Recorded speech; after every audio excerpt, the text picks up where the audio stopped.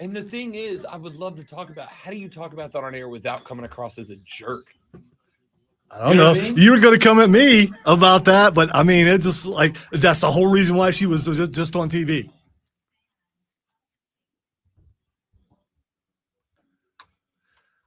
Let's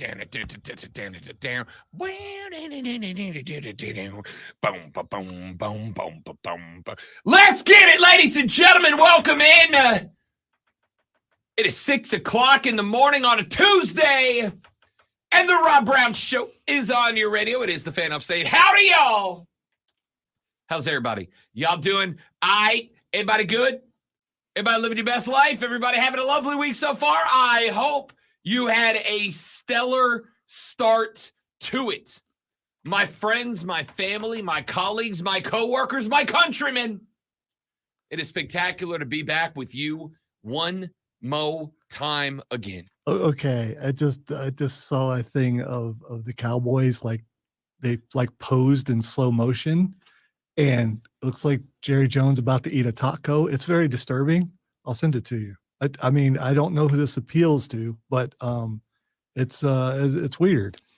Is there a thing going on? Are the kids doing a thing? There is. You know, if there's one thing I'm happy to dive right into, it's mocking the Dallas Cowboys. There is the other day, JJ said, as far as rebuilding, building up, making the Cowboys better, that he is maybe the most, at this point, I think, overused slogan in all of sports. He is all in. And then the joke became he is all in inclusive in Cabo, because that's where the Cowboys are during the postseason every year. And then it took a life of its own. Because Jerry, are you saying it's Jerry saying all in is the equivalent of, you know how you point out every time someone says, I'm not going to lie, or let me be honest with you. You're like, okay, you're kind of insinuating that you're not that all the time. Yeah, so I should never trust you except for this moment. Right. Yeah. So the thought is JJ saying, I'm all in. It's like, oh, you haven't been? And then you realize, oh, look at the boys the last couple of years. Maybe not. Oh, maybe he hasn't been. Maybe he hasn't been. Listen, I'm down to clown on the Cowboys all the time. All the time. It is one of my favorite things to do is to clown on the Cowboys. For sure. I love it. I love it a lot.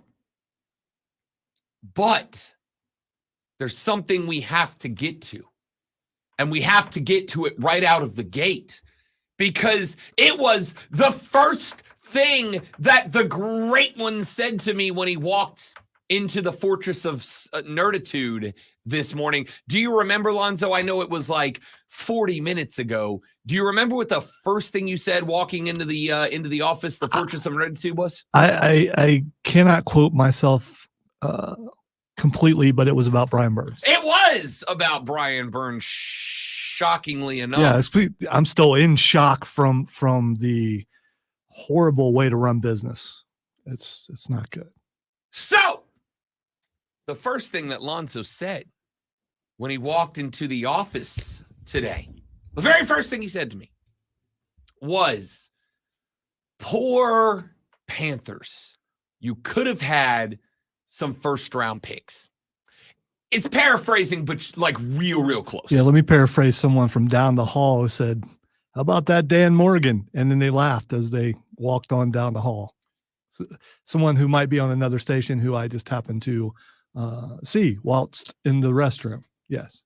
Well, I happen to know that individual listens to this show while he is doing the stuff he does for that station. And I would invite that individual, should he be listening right now, come on over, grab a mic, let's talk about it. He's a little busy.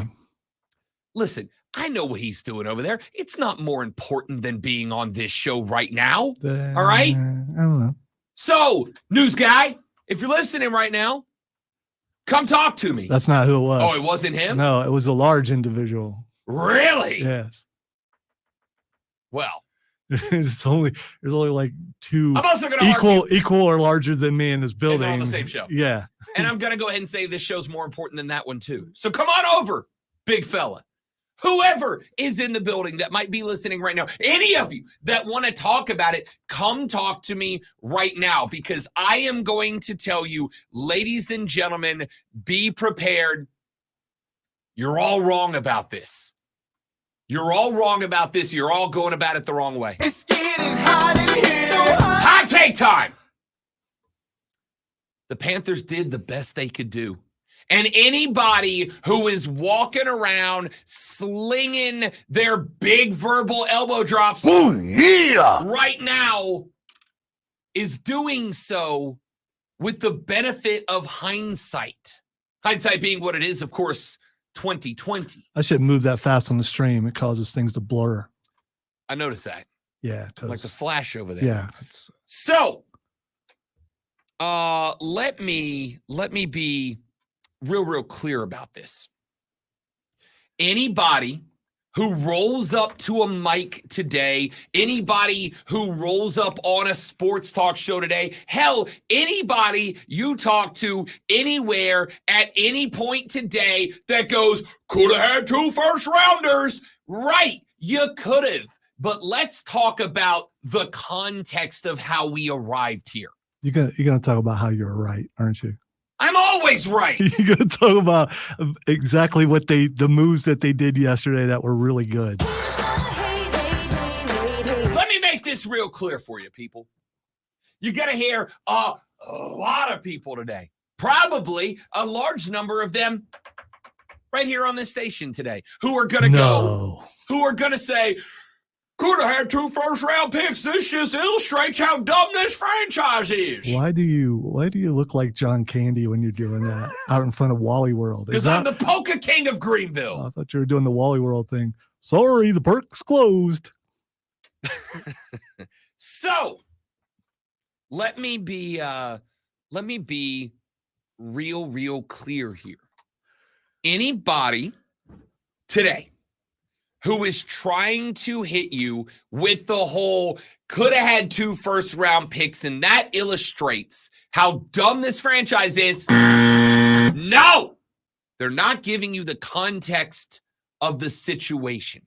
I would like to take you back to when Christian McCaffrey got traded by the San Francisco 49ers. You will remember that the discussion then was that the Los Angeles Rams were prepared to offer 2 first-round picks in trade for Brian Burns. At the time, Brian Burns was in the midst of a career season for the Carolina Panthers 2 seasons ago.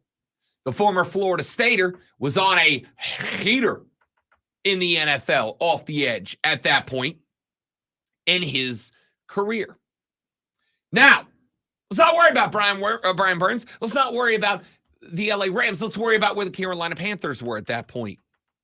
At that point, Matt Rule, I don't remember if he was fired or he was already on his way to being fired, but like the writing was on the proverbial wall at that point. However, nobody thought, oh, it is full on rebuild, reboot, blow it up, restart everything mode. And I know that because when the Panthers drafted Bryce Young, which by the way was after the whole we should trade Brian Burns fiasco. And then when the Carolina Panthers brought Frank Reich in, I am, before Lonzo jumps on me here, not saying this is universally true about all Carolina Panther fans. I am saying it is true about a large swath of them. The belief was, we've got a number 1 overall quarterback. We've got a head coach who many of us, and this I will include myself in, was wronged by his previous team in Frank Reich, an NFL head coach who is known for his work with quarterbacks. That's his thing. That's what he's known for, is working with QBs. And so there was, for this past season, even if mild, there was some optimism. Buzz me all you want. I'm not wrong. You were here. There was some optimism going into last season with Frank Reich, with Bryce Young, with a wide receiver core that we thought could There was grow. optimism until, and with the first pick, the Carolina Panthers take, and then all the optimism went out the window. No, for you it did. For For me, you it you did. know what, Rob? For me and many people out there, a large swath of people. No, for you it did. But for a large So swath all the of people, people it who didn't. made fun on the stream and stuff, that they don't exist. I mean, I didn't just say don't- they don't exist. Okay, all right. I said they're not a majority. Because I love you guys. I don't. I mean, you know. So, going into that year, this is all after the opportunity to trade Brian Burns for a pair of first-round picks fluttered off into the breeze. There was optimism going into that season. Joey just texted, said I was much more optimistic with Reich than I was with Rule. Correct. Just about everybody was. That standpoint, everybody was. All right, I will agree with you. For the Yes. most part, everyone was, but there was this little cloud hanging around about him getting fired, and then the Panthers snatch him up that quick. Although it's, you know, they jump from job to job in the NFL all the time, but still, there's a little bit of worry there when you get fired and replaced by Jeff Saturday. I mean, you know, that kind of puts a flag up there a little. I don't disagree with that. But I was able to, in my own mind, I was able to justify it by saying, hey, he got fired by an owner in Indianapolis that clearly has a screw loose in Jim Irsay. Clearly is a screw loose. Now, it turned out maybe it was me that had a screw loose and Jim Irsay had it right. But at the time, the thought was Irsay's clearly losing it. And Frank Reich got screwed. The point is, dice it up, slice it up, however you want. There was optimism about the future at the point in time where Brian Burns was able to be traded for 2 first-round picks. There was not a reason at that point to blow up the franchise. And trading Brian Burns for 2 first-round picks would have been a symbolic pushing on the plunger of the big TNT box that was the franchise at the time, if I may go full Wile E. Coyote on you for a minute. Which I envisioned you as well. It was great. It was awesome. So the folks this morning and this afternoon and this night who are going to say, see, we're run by a bunch of morons. They are going to do so that they can claim that they're the big smart boys who knew the whole time I was right. See, here's the thing. I want to know how many of them can go back 2 years, and pull audio of them saying at that point in time, get rid of this guy, make this move, make this trade. Nobody was, because even if it was just a glimmer distant off on the horizon, there was some optimism. There was a level of hope. We're going to have a first-round pick and a quarterback. We're going to have a new head coach. We've got some young talent on the defensive side of the ball, especially in the defensive secondary, that's getting better. At that point in time, it looked like you had built a pretty good offensive line around Bradley Bozeman. It looked like you had put together the foundation of a good team. And Brian Burns on the defensive side of the football was the cornerstone of what looked like a positive foundation moving into the future. And then last year happened. and it was a 100% disaster. Now, we know that now, but quick. How many amongst you prognosticated a 2-win football season? Hell, Lonzo's been elbow dropping this team the whole time, and I don't think he thought they would win 2 games. I also want to point out that the Panthers are my favorite NFC team, and it was a very, very hard year. It was very difficult. No one thought this team was going to be as bad as it was. Not me, not Zoe, not Mark Ryan, not Diesel. None of us thought it was going to be as bad as it was. So then Frank Reich gets fired. Then the team tanks. I'm shocked you said Mark Ryan didn't know, because he knows all that stuff. He's a brilliant man. Yeah, he's without a doubt. Brilliant man. So with all of that said and put together, the reality here is that none of us saw it coming. And now everybody in retrospect, that is going to hit you with, could have had 2 first-round picks, is ignoring the fact. Yeah, but Rob, they could have had 2 first-round picks. I mean, I get it. Yes, and if I went and watched last night's lottery drawing and then picked those numbers before that, I could have won the Powerball. But that's not how time works. I think the real question is what changed to make them go, okay, we were wrong last year. Yeah, we messed up. We could have had 2 first-round picks, but now we've got to clean house on the one side of the ball that some people, like the person on the other side of the board here, thought played really well. We're just going to clean house over there. So the defense played the defense did play pretty good, and they had to. They were on the field a lot. So why get rid of the defense? Because they pretty much got rid of the defense. There's an answer for that. You did all that for guards. This is the answer. No, it has nothing to do with that. Nothing to do with that. Yetur Gross-Matos was walking. He's a free agent. Von Bell was going to be a big cap hit in a year. Next year, you're going to have all the cap money. The Panthers next year is going to be like Christmas. They're going to be so far under the cap. But this year, they're not. So you had to let some guys go. As far as Brian Burns, which is the context of this conversation, there were 3 possible outcomes to this scenario. Outcome number 1. Brian Burns plays for you this year. He forgives you for hitting him with the franchise tag, and you reach a long-term deal with him next year. But here's the reality. Brian Burns next year was going to demand to be the highest paid edge rusher of all time. You've got a lot of cap room next year. You could have made that happen. But with all that cap room, you could have a great edge rusher, or you could upgrade 3 or 4 or 5 or 6 other positions on the football field.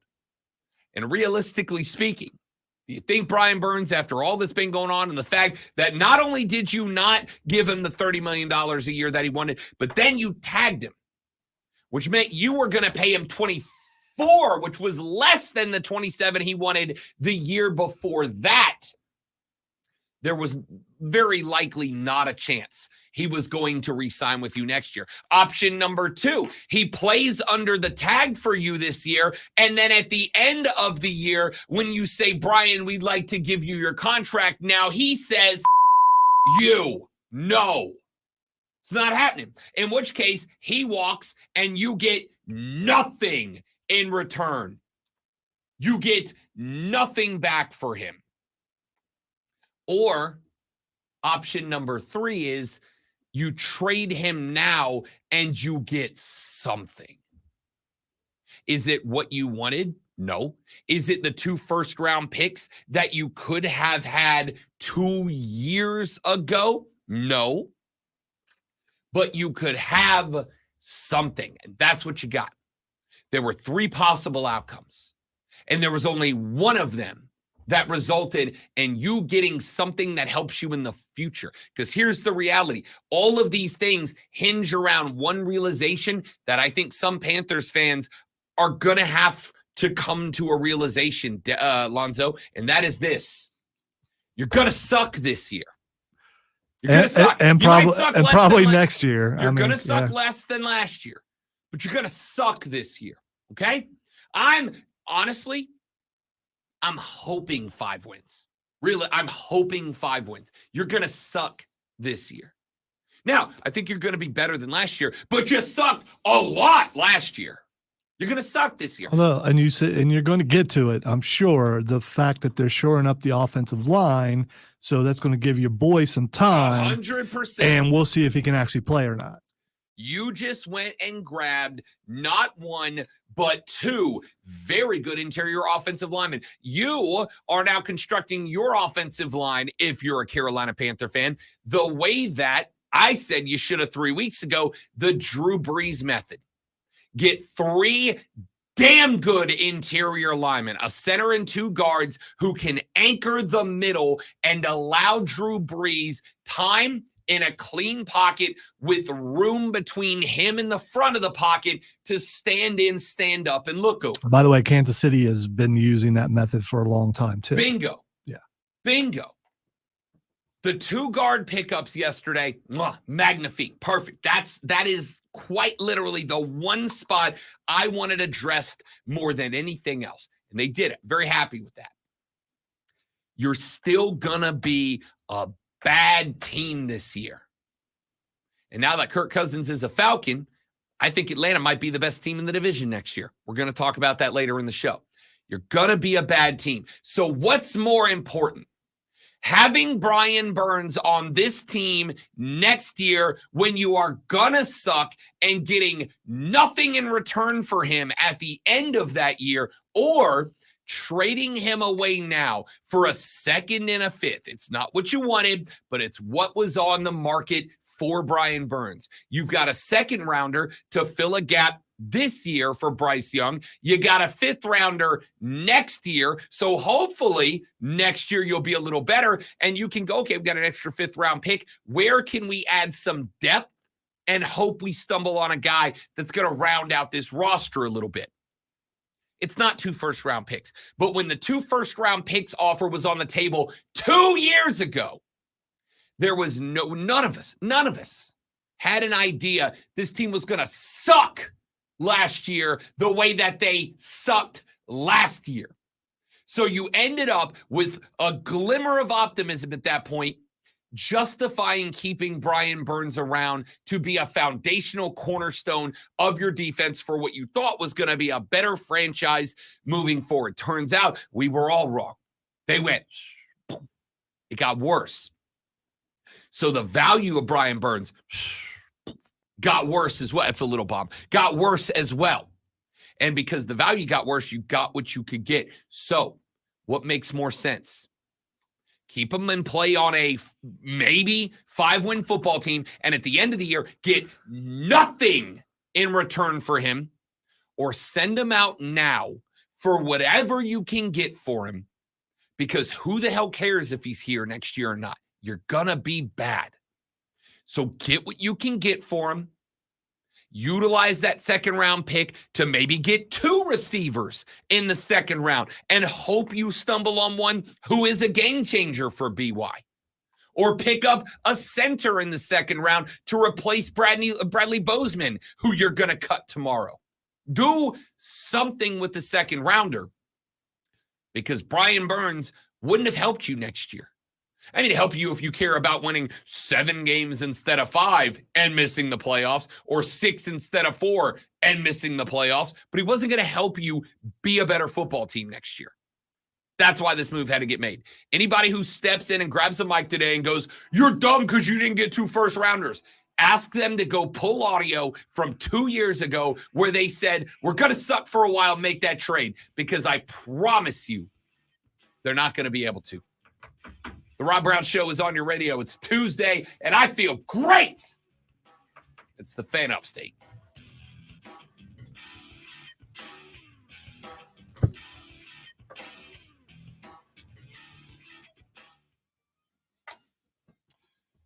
I mean, Trey, I don't think it's a secret that Brian Burns was on the market.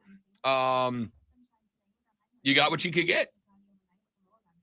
Keep in mind, with Brian Burns having a down year last year, his market value came down. If he had the same year last year he had in 2022, you probably would have got at least one first rounder for him. But I think you got what you could get. Running a small business is no small task. At Home Trust Bank, we work hard to prepare businesses for whatever tomorrow may bring. Your dreams are our business, and we have local experts who can help you plan for a successful future. Dependable guidance you need and service you'll appreciate. At Home Trust Bank, we take your small business banking personally. Visit your local Home Trust branch or anytime at htb.com. Member FDIC. When something happens to your car, you might say,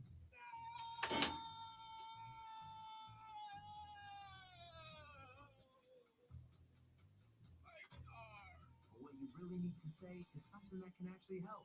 Like a good neighbor, State Farm is there. Ugh. Just like that. All right, Trey, Shane, Mike, everybody. Good morning.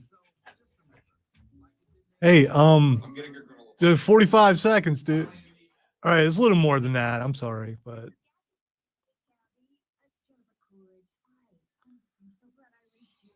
and then he walked away. I don't know why he walked away. Perhaps he shall return. There he is. He did make it back. Not that there was any doubt, Never a Because- doubt. because by the way, the bump that we've experienced on a certain platform also jumped over to another show, and so I'm thinking maybe some things may be real. Do I really need to say it? There's only one other show that I'm on. What platform are they coming from in yours? Same place? And it was my personal. So that makes me think it's the jump from this show over to where I am, not the station. So it was very interesting.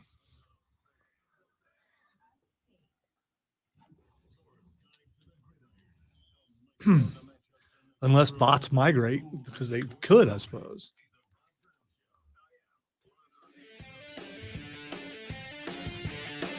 Listen, I'm not saying that there's not a single member of the media somewhere that was pushing for them to send Brian Burns away for 2 first rounders a couple of years ago. I'm sure that there are a couple of guys who were. I can't name them.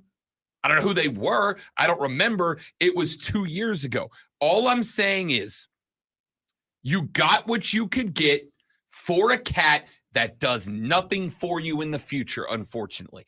Unless Brian Burns would have come to you and said, hey, I forgive you for hitting me with the franchise tag. I forgive you for, in 2 consecutive years, not reaching a contract agreement with me. I forgive all of that, and I'm willing to make you a deal next year that's closer to what you want than to what I want. None of which he said. Then there was nothing keeping him on this team was going to do that helps you. There was nothing that keeping him on this team was going to help you with. He would have helped you be a better team this year and taken you from what? 4 to 6 wins, 5 to 7 wins top in a division that, respectfully, you can't win this year. There is not enough money in the cap, and you don't have enough draft picks to build what you need to build to be competitive, even in the NFC South. All right, honestly, and the tape will tell it. If you want to go back, I was optimistic last year. I was one of those optimistic guys Sure. before the thing started. I am not now. You may call it being realistic. This looks bad. For the immediate future. We'll see what happens in a couple of years. But if you're building things around Bryce Young, you better make them better before he's broken or before his rookie contract is out. So and how long is a rookie contract? Is 4 it years. 4 usually. years? Most quarterbacks Yeah. end up getting an extension before that if it's working out and going well. So whether you count that first year or not, because the people who pay do, so he's 1 year under the books. Next year is not going to be good. So they better be good, what, in year 3 or year 4? And will there be the same coach there at that moment? I mean, unfortunately, bad teams, when you get this bad, it becomes cyclical as far as couple years, looks like you're building for something, doesn't happen, boom, you start again. Couple years, boom, you start again. It's hard to see a team actually be in it for the long haul and go, okay, we got a 6-year plan. We're going to stick to it. By year 5, we're going to be pretty good. By year 6, we're going to be great. This is for Carolina. This is a long-term rebuild. This is not a 1-year turnaround. This is not a see that's my point. I mean, will they be patient enough to actually do the long-term build, or will they panic and break things up again? Because that happens with bad teams all the time. They get to a point and go, okay, that didn't work, scrap it, let's do it again. That didn't work, let's scrap it, let's do it again. And before you know it, it's a decade of losing. I think that first off, let's talk about what the narrative right now is around David Tepper. The narrative around David Tepper is he is quick on the trigger. The narrative around David Tepper is he has zero patience. But most importantly, the narrative is he's so damn involved that he takes everything as a reflection on him, and he can't handle getting bashed. So he reacts. And that's why you've had so many changes. Some of those changes I don't have an issue with. The firing of Matt Rule was the right decision. The firing of Frank Reich was the right decision, as long as it came with a total sweep of the locker room. And it appears that with the hiring of Dave Canellis, that's what's happening. It was a clean sweep of the coaching staff. Everybody gone, except Ejiro Evero, which, again, Lonzo disagrees.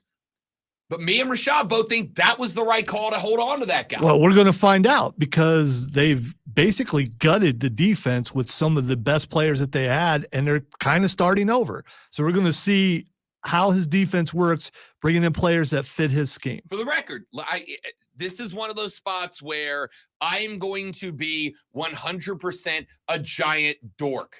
Without a doubt. Words are important. They didn't gut the defense.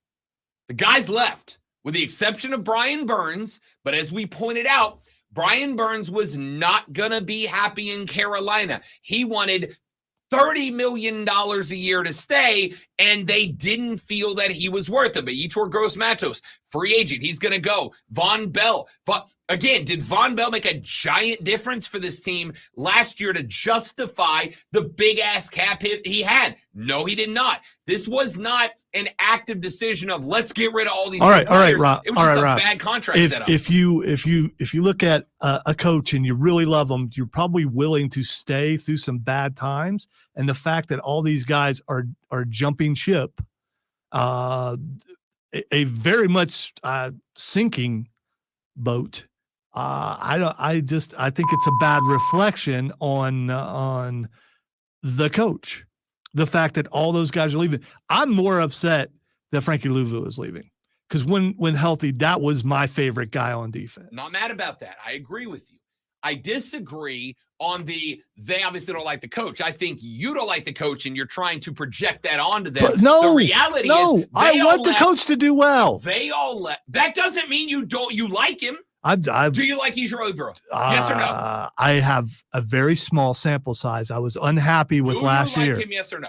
Do you think it's a good idea for him to stay on board? Because you have Are you said doing on this that? show, on this Doing that station, paper multiple thing? times that you wanted him gone, that it was a bad idea to retain If you're him. going to clean house, you should clean house all the way. Yes. All right. So, point here is you wanted him gone. And I think you're projecting onto the players that they're leaving because they aren't happy. I don't think so. I think Gross Matos and Luvu and all these other guys are gone because they got paid an absolute metric beep load of money. Why didn't that beep? There it is. Beep load of money to go play for some good teams. Because you're too animated and you're like missing the button. There you go. I mean, you know. Oh, I got a new one. You need to calm down. It's Shrek. Yeah, I'm well aware. That's Michael Myers. Yeah. So this is the consequence of all of the little microcosm things adding up to what just happened. The evacuation from the locker room yesterday. I don't think it's a reflection on Ejiro Evero. I don't think it's a reflection on Dave Canellis. I think it is just the inevitable consequences of Rule, Reich, Wilkes, Tabor, Fitterer, Tepper. It's all of those things that combine to form this megazord of bull bleep that happened yesterday. But it also opens the door because with those guys taking off, you have created a world that while this year is going to be not fun at all, next year it's going to be like this day next year. I'll throw the prediction on the record book now. This day next year, we are all going to be sitting here like, guys, we got a chance. We got a shot. We got a chance to do something here because you are going to be working with a lot of cap room next year.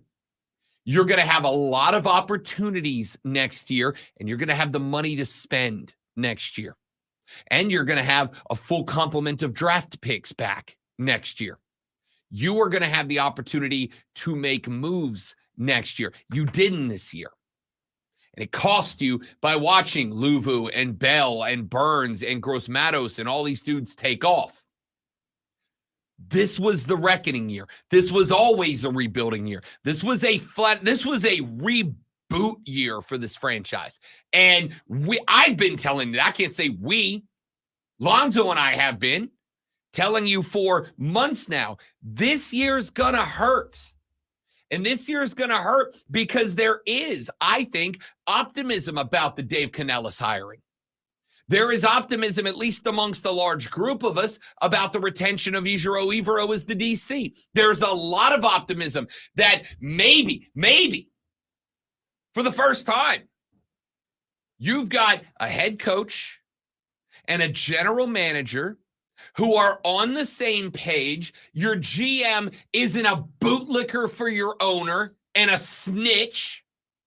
Your head coach isn't a college dork dropping a OOU on everybody. And he's not a guy that's an ex-NFLer that's on the mic going, I think we're good at quarterback. Like he's afraid of reality or something. You got a guy at HC who so far is saying and doing all the right things, but he's not placating. He's not playing Mr. Nice Guy. What did he say the other day at the combine that I told you I loved? I don't know these dudes. I ain't friends with nobody. If somebody ain't good enough, they're gone. And if somebody is not living up to their potential, I'm going to tell them to their face, hey, I expect better. And here's my plan. And I liked it. And then you got Dan Morgan as your GM. I know there's a lot of people. Again, you're going to hear people today who are going to walk in and go, oh, Dan Morgan been on the job 2 weeks and he's already blowing it. No, he's not.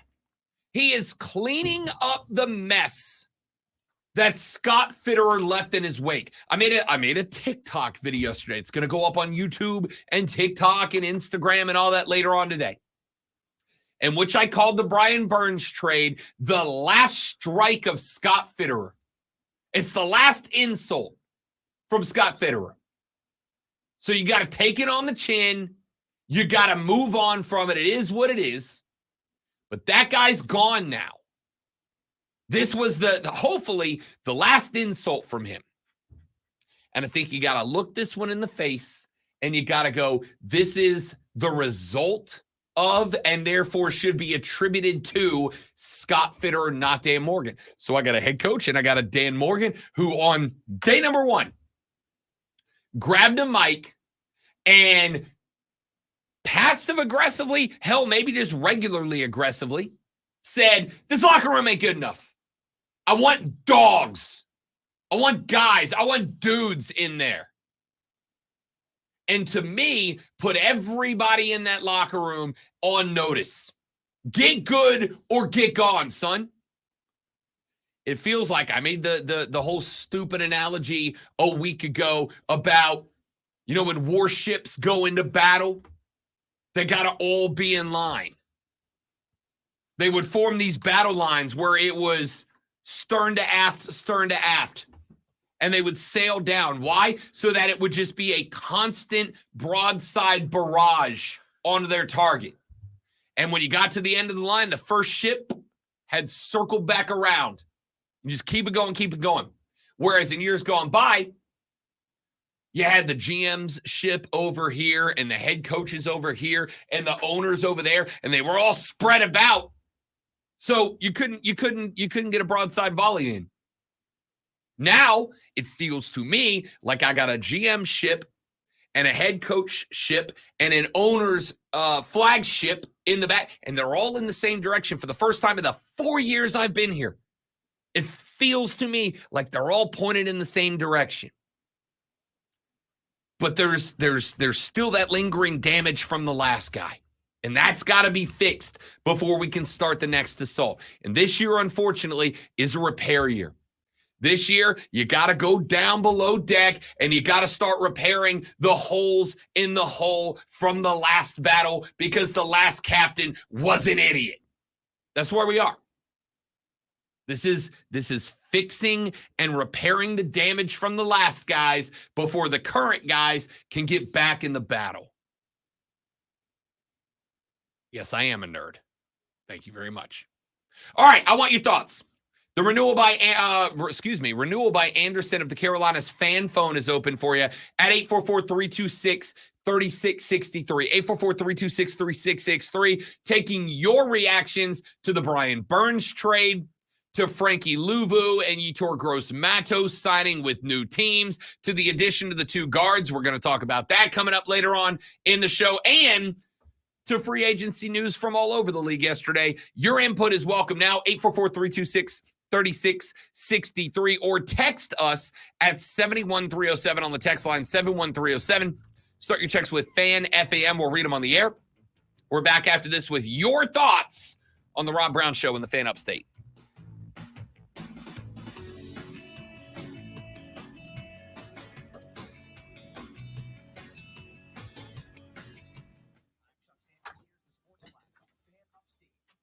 All right.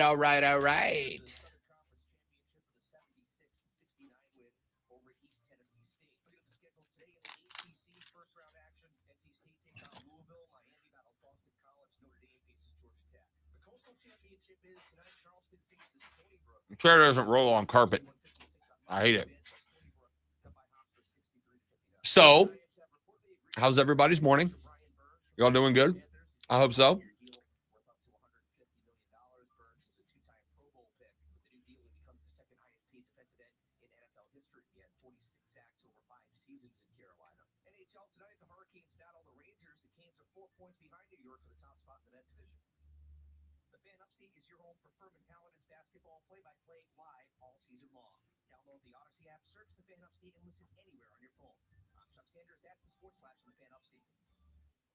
Uncommitted upstate traffic, a little bit of construction safety improvements going on Woodruff Road and Roper Mountain Road, so you may see a slight delay there.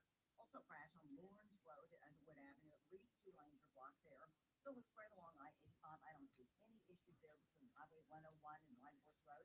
Both sides of the roadway still looking really good, 55 or better there. We don't see any issues. From the News Talk 98.9, WRN traffic. What could be the worst thing the Panthers do from this point forward in the offseason? Make no more moves? Stay pat? Because you're going to be bad next year doesn't mean you should be making moves this year to prepare for next year.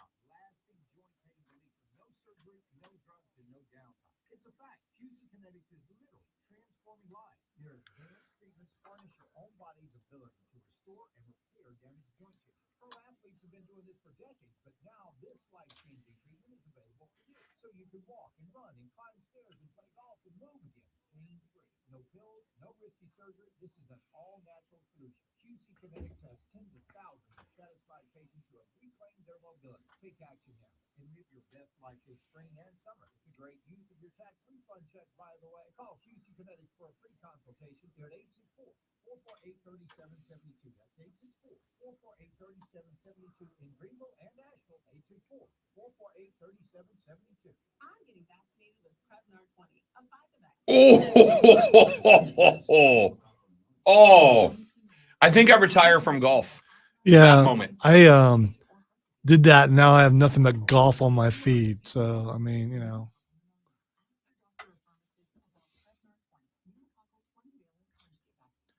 Well, as soon as it went slow mo, I'm like, yeah, I know where that ball's going. This is not going to be good.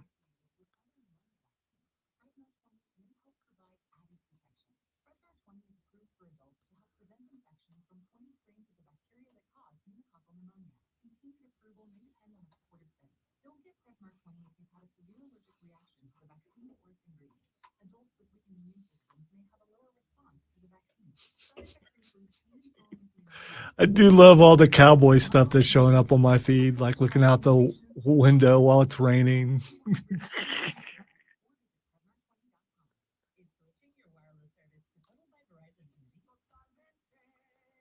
you get unlimited 5G data, $25 a line for 4 lines on the unlimited plan, at an amazing price with no contracts. Should you switch to 25 Verizon? Definitely. Find a store or switch suavemente at TelebyVerizon.com. Monthly rate when you activate your IP plus taxes and fees. Discount begins the month after your enroll. Additional terms apply. See website for data management practices. From the Ingalls Market Studio, the Upstate. 97.7 FM Greenville. 97.1 FM Spartanburg. from the Free Odyssey. Early birds.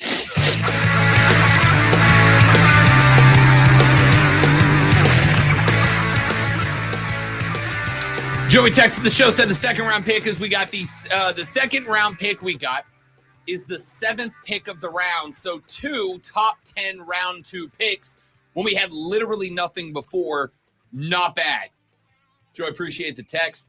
Listen, you have got 2 top 10 second round picks in a year that there are a few positions that are pretty deep. It's actually a pretty good offensive line class this year. It's actually a surprisingly good wide receiver class this year. Now, I will acknowledge that with the departure of Gross Matos and Von Bell and Frankie Louvu and Brian Burns, all of a sudden, defense just skyrocketed as a priority for the Carolina Panthers. But I will ask you, just for 2024. Lonzo, you said it earlier, something I've been saying for weeks now.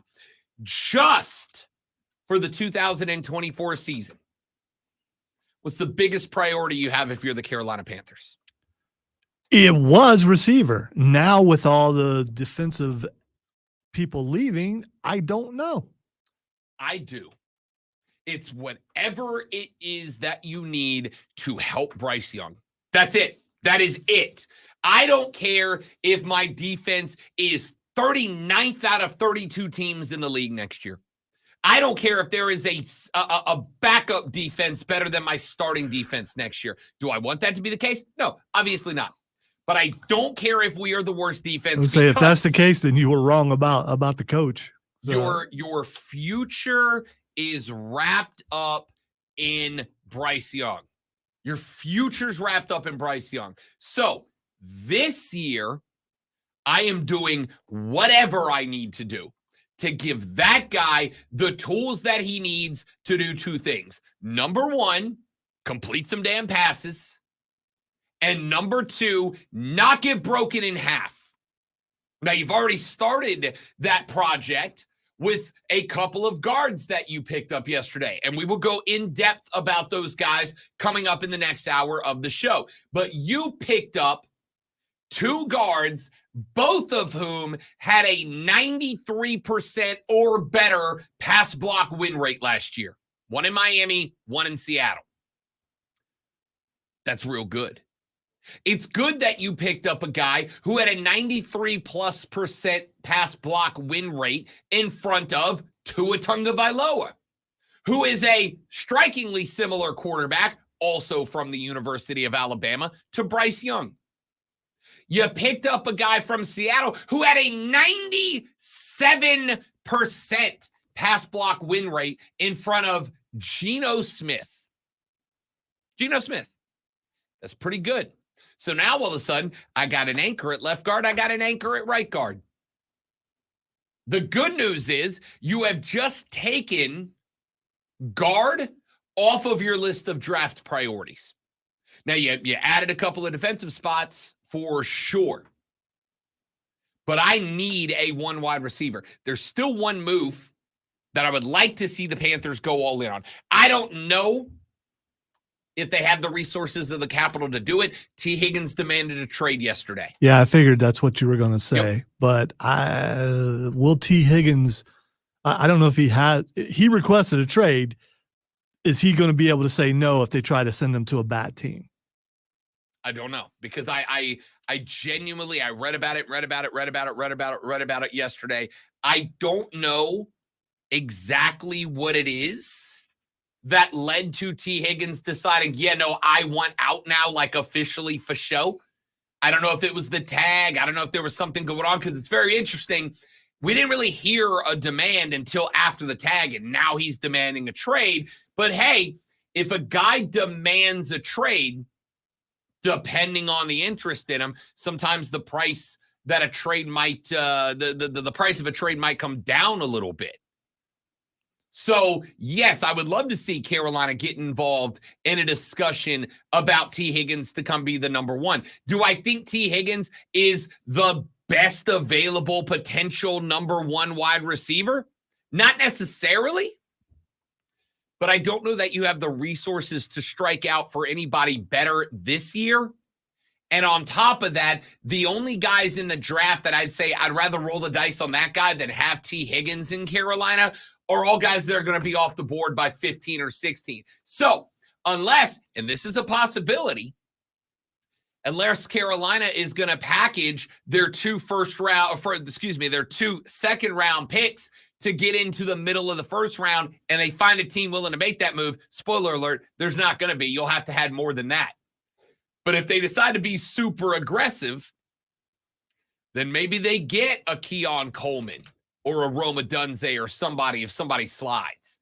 Realistically speaking, there's going to be a couple of pretty good wide receivers available at 33 and what's the second pick, 39 or 40? There's going to be a couple of good guys who in other years would be picked 17, 20, 22 in other years. But this year, because the class is so deep, they're going to get bumped back into the second round. So I don't know that I'm not content just to grab maybe I go receiver to start the second round and just hope one of them breaks out. I'm also hoping enough has changed in the scouting department that you're not doing what you've done the last couple of years and going and grabbing a bunch of dudes who show up and don't work out. I'm not saying I'm giving up on, say, Mingo or TMJ. There is an optimistic part of me that is going to go, everybody who's failed the last 2 years, I'm putting on Matt Rule and I'm putting on Frank Reich. Just because I want to not be a depressed fan. I might go receiver, and hope you end up with those two cats. Or at least one of the two that works out. But those two cats that work out. And now all of a sudden, what else does that let me do? It lets me move Adam Thielen back into the slot where he should be playing. It allows me to utilize TMJ as the red zone threat that he should be.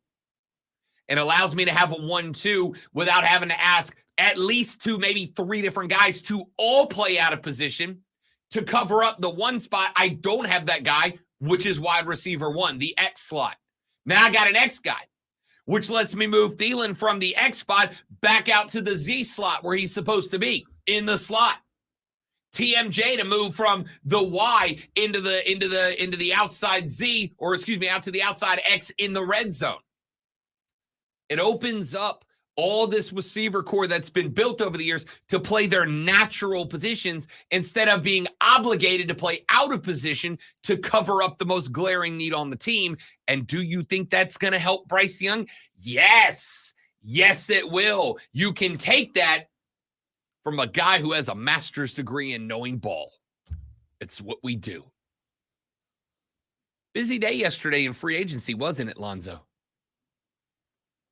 So that was your segue, and It I was. just I mean, because It I was. mean, you only talked about one team, so I just and I wasn't going to do. Okay, fine. And then I hit the wrong button. So Okay. fine. You threw me off there. I just wasn't, Speaking of free agency, the Atlanta Falcons have continued the trend of paying Kirk Cousins a lot of money. The Falcons reached a 4-year agreement with the former Viking that will pay him $180 million with $100 million guaranteed. Cousins joined several first-round picks, including Kyle Pitts, Drake London, and Bijan Robinson. Luka Doncic scored another triple-double as the Mavericks beat the Bulls 127-92, but it is what he didn't do that makes news. Doncic's streak of 6 consecutive 30-point triple-doubles came to an end. This time he scored only 27. Doncic had 14 assists and 12 boards, but exited midway through the fourth before he got 30. His 6th straight is an NBA record. Doncic needs one more 20-point triple-double to pass Michael Jordan and Oscar Robinson. Another sturdy hour of the Rob Brown Show continues next.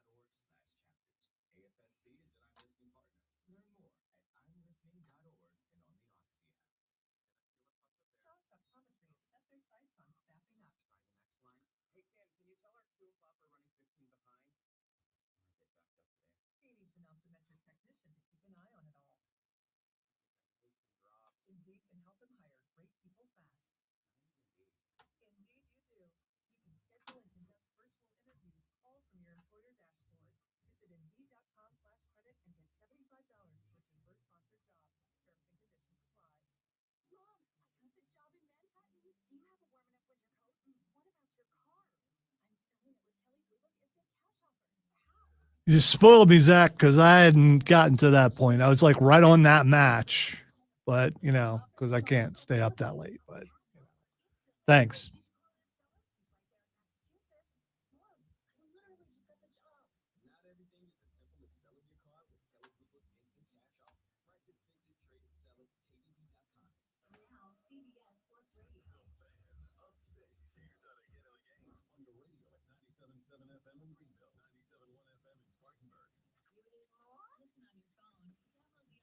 It's cool though. It's really hard to not get spoiled online for some things.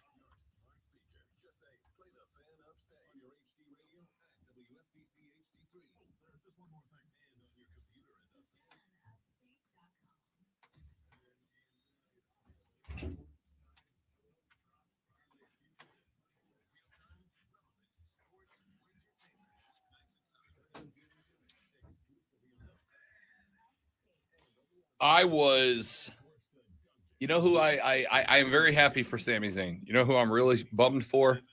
Chad Gable. Because I think he built up an incredible amount of momentum, and I think it's all gone now. Your only opportunity for him at this point is, I think, a heel turn. Yeah, but if he does a heel turn, does the whole stable turn heel? Right. And good Lord, Candace LeRae.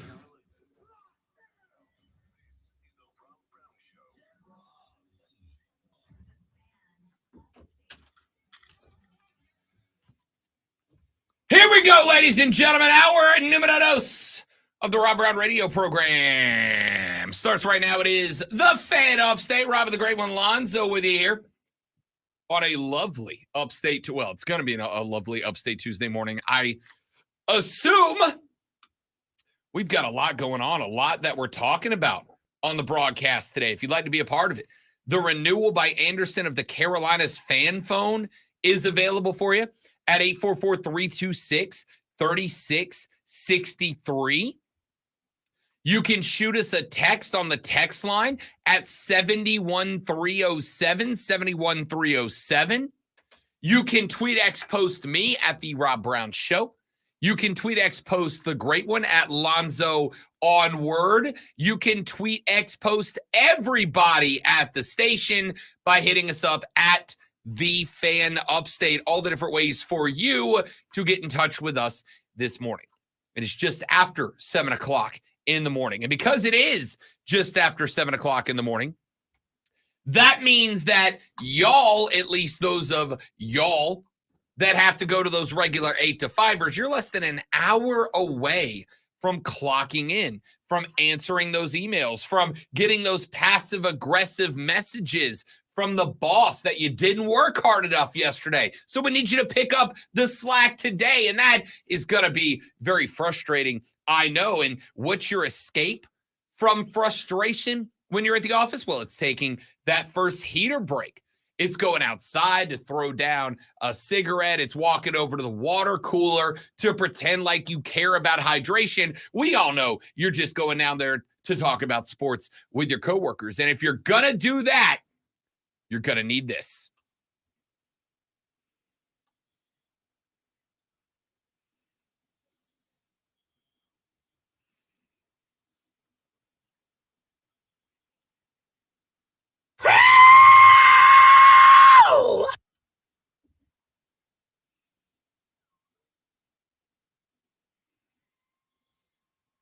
Somebody's so aggressive, and I'm here for it. Yeah, I thought about turning it up a little bit louder So aggressive, and to see how far I can make you jump, but Very is the answer. Very far. It is time for your water cooler cheat sheet. The top 3 sports stories that you must know before you get to the office this AM and start talking sports with your coworkers, maybe friends. It's time. Wait. That's Let's not get crazy, right? Yeah, Who has friends at I mean, work? you guys could pretend like, but we all know it's not true. This is true, Lonzo. I didn't know this. Some people like other people. Do you know that? Nuh-uh. It's very weird, but some people like other people. You making it up. I know. It took me a while to get used to as well, to be honest with you. It is time for your water cooler cheat sheet, the top 3 sports stories that you need to know before you get to the office this AM. Let us dive right in with item number 1. As you may or may not know, if you were paying attention back during hour number 1, have told you about multiple times this morning, Brian Burns is a Carolina Panther no longer. One of a number of moves that got made yesterday by the Panthers, both in and out, as the NFL's free agency carousel began. Brian Burns was traded to the New York Football Giants in return for a 2nd-round pick this year and a 5th-round pick next year. Brian Burns is going to be paid not quite what he wanted, but real close by the Giants as he got a new contract done with that team. So, they got that done real quick, which is not surprising, which is not shocking. You'll remember Carolina cut off contract negotiations with Brian Burns right before the NFL Combine kicked off in Indianapolis, Indiana. This is true, the 37th best sports host city in the United States of America. with all of that being said, there were some other moves. Frankie Louvu is gone, signing a deal with the Washington Commanders. Bum, bum, bum, bum, bum. Commanders made a bunch of moves yesterday. Commanders got better yesterday. Like, there's a handful of teams that got better, a handful of teams that got worse. The Commanders got better yesterday. Real good pickups for them. Frankie Louvu being one of them. Etor Gross Matos is out as well. He is headed to San Francisco. Ding ding. Remember that? What was that? What was the San Francisco? Was it Rice-A-Roni? Rice-A-Roni. The San Francisco treat. Ding ding. Showed the trolley thing. Yeah. It did. I remember. Why did I remember that for no reason? What a weird thing to pop into the memory bank. Maybe you want some rice. I mean, could be. Rice-A-Roni wasn't bad. It's a pretty solid addition to a meal. I don't remember what made it any more different than regular rice, but yeah. Didn't it have like it's a flavor packet, so it's like the equivalent of ramen, maybe? I mean, no, I mean it had the flavor packet, but it kind of made like didn't it make like kind of a creamy rice kind of thing? there were different types of it. I remember stocking them on the shelves 30 years ago. Yeah, I think it made there were like different flavors of the Rice-A-Roni that you could get, if I recall correctly. But I think I know it's been a very long time since I got Rice-A-Roni, though. In fact, I can't remember the last time I had Rice-A-Roni. Well, pick some up this weekend. I honestly don't hate it. I don't hate the idea. Anyway, that not on your water cooler cheat sheet today.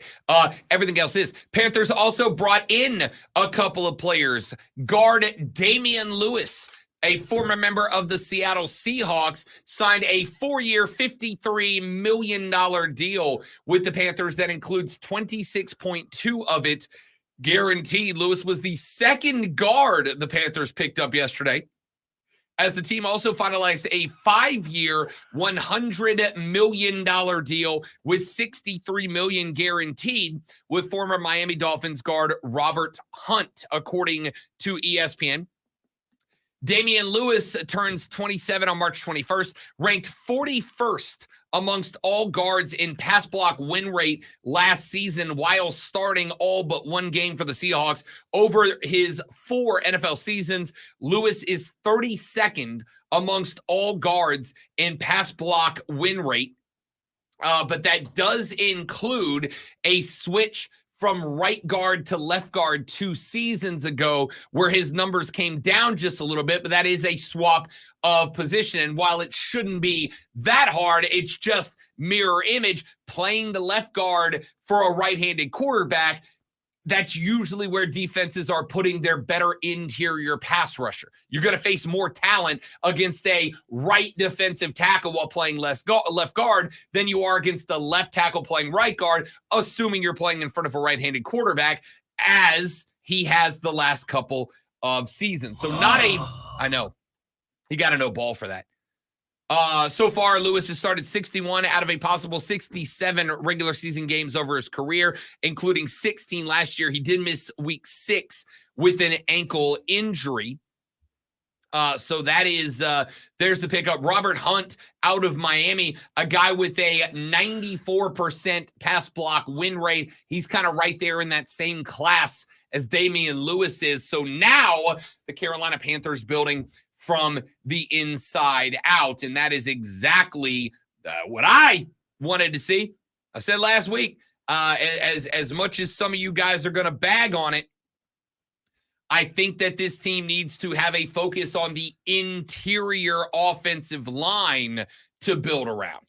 There it is. It only took till 7:09 for you to completely point out that you were exactly right, and they're doing everything that you said they would do. It's a good thing. I just was just pointing that out. It's a good thing I thought you would have said it a lot earlier. I would have led the show with that. But I mean, you being so humble, you waited till everyone was awake to say it. I am, and this is true, just as humble as I am good looking, which is to say, very. Item number 2 on the water cooler cheat sheet. Does your mirror have lights on it? It doesn't. That is called a vanity mirror. And I am very handsome, but I'm not vain. I do not think this song is about me, about me, about me. Luka Doncic, another triple-double. He scores lots of points. At this point, if you bet on Luka Doncic, every Dallas Mavericks game to have a triple-double, you would be up money on the season. It's ridiculous. Last night, 27 points, 14 assists, 12 rebounds, exited the blowout midway through the fourth quarter as the Mavs rolled over the Bulls 127-92. But the history that makes the news is not that Luka Doncic had a triple-double. The history that made the news is that Luka Doncic did not score 30 points in his triple-double.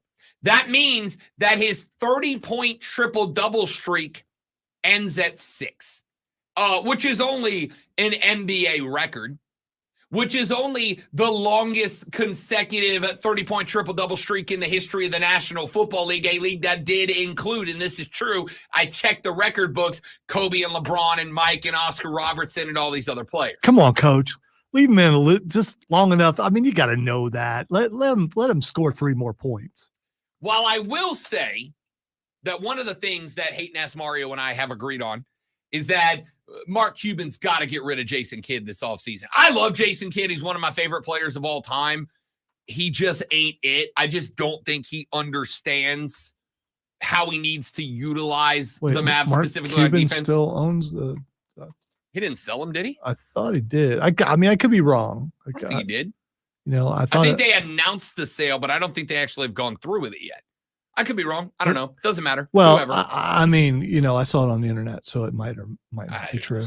Either way, it doesn't matter. However it shakes out, whoever is in charge needs to do something about Jason Kidd. I will say this. I don't think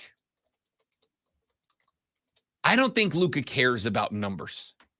I don't think Luka cares about records. I get a lot. I think he is, and this is why they have such a lovely friendship. I think he's very Nikola Jokic. He sold it in December to casino people. Okay. Well, so yeah, it's very recent. So point is, they need to make some moves. Okay? They need to make some moves specifically at the head coaching spot. But universally, if you know that your player, no matter what the sport, is continuing a record or about to set a record, isn't it worth the risk to let them do it? Like I said, I don't think that Luka Doncic cares. I don't think he cares. I think he cares about winning. I think he cares about getting a title. I think he cares about getting the banners hung. I don't think he cares. Yeah, but I think it's an obligation as a coach, whether they care about it or not, to leave them in there so that they will take care of it. Help him build his legacy even further, whether he wants to or not. Jason Kidd said, quote, "It's about winning to him. Numbers, I don't know if they really mean anything to him today, but when he does retire, he'll look back to see the game that he was playing at a different level than anybody else." And that is true. Overall, Doncic now has 7 straight 20-point triple-doubles that ties Michael Jordan and Oscar Robertson for the longest such streak in NBA history. He obviously needs just one more to pass Mike from the 89 season and Oscar Robertson, the Big O, from the 1961 season. Luka Doncic is, and you can take this to the bank because, again, I know ball, good at it. So Nolan on the stream brings up a great point. So what if you just happen to be betting on that sort of thing, and the coach could have left them in there, you know, just so you could hit something, you know? Listen, Nolan, love you like a brother. If you are throwing parlays, including a 30-point triple-double as one of the legs, you got brass rocks, my dude. That seemed like a pretty good bet. It really doesn't seem like a bad bet at this point. Yeah, I mean, and to be within 3, He I had mean- 6 of them. Ugh. Mavericks set season lows for points allowed in the first quarter and opening half as they were out to a 62-42 lead. They outscored Chicago. Lonzo, 44-16 in the first quarter. 44. Man, They were on pace to score like 190 points if they wanted to. Chicago, you're a horrible basketball team. Luka was 15, 9, and 8 in the first half. He was 1 assist and 2 boards away from a first half triple-double. That's stupid, dude. That's stupid. And I love it. Luka might be my favorite player in the league right now. I'm not going to lie. Dude's a stud. Item number 3.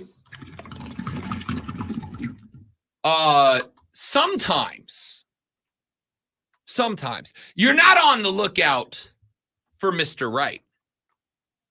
Sometimes you're on the lookout for Mr. Right now. Am I right, Atlanta Falcons? Here's the problem. I think a lot of us have probably done that thing where we have found somebody that we, enjoy spending time with them. Are you calling your dog? No. I'm giving the old wink and finger gun because some of us, I would assume a lot of us, maybe not most of us, maybe most of us, I don't know, have all found that Mr. or Mrs. Right now. That's somebody that we're having a lot of fun right now, even if we don't see a future with them. You know what we do see next Saturday night with them. Here's the thing. I've had a lot of friends that they meet somebody like that, and I'm like, yeah, bro, like, have a great time with her, right? Get out of the comfort zone with her, but she's not a long-term prospect. You know what I mean? You know what I'm saying?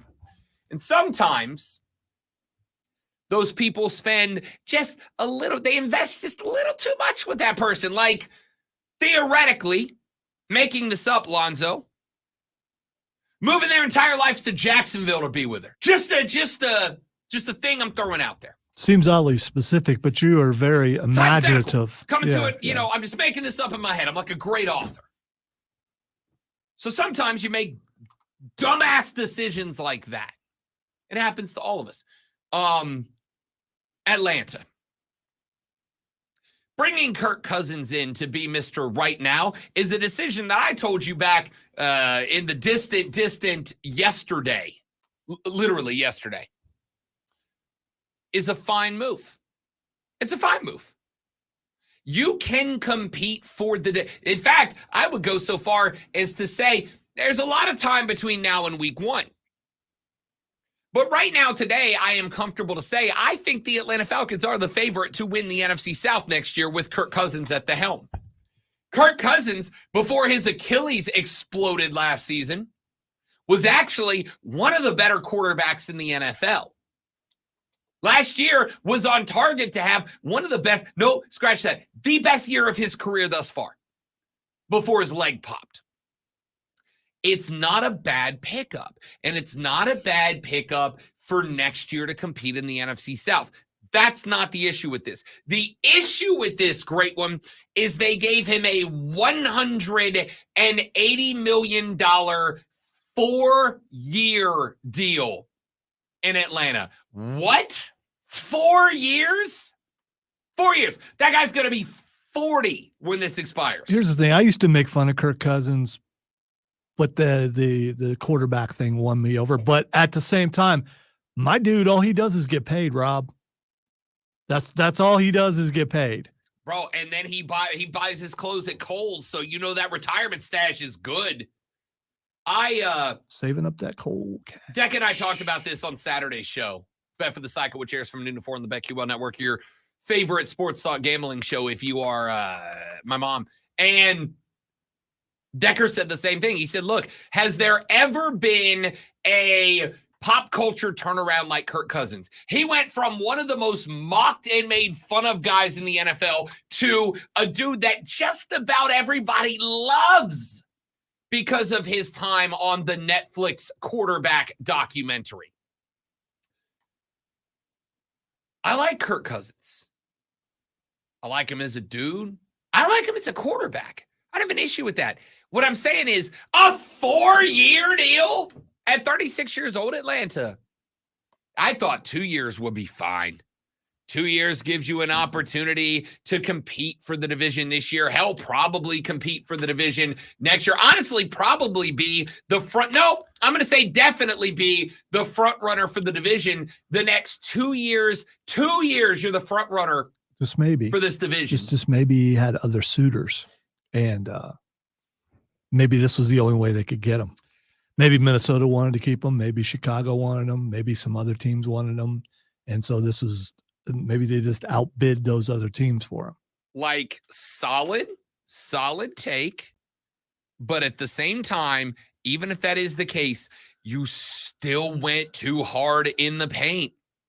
If there was that much out there for this guy, I'm going to tell you right now, yesterday we talked about investment versus return on investment and where the line is for Kirk Cousins, where the line is for Justin Fields. Where does the amount you've got to invest in one guy versus the other guy versus the expected performance of that guy, where does that scale tip?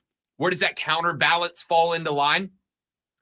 I'm going to go ahead and say, if you needed to get Justin Fields out of Chicago to give up, let's say, like a second, a fifth, and a seventh, I think I would have done that before I went in for 4 years with Kirk Cousins. $100 million guaranteed.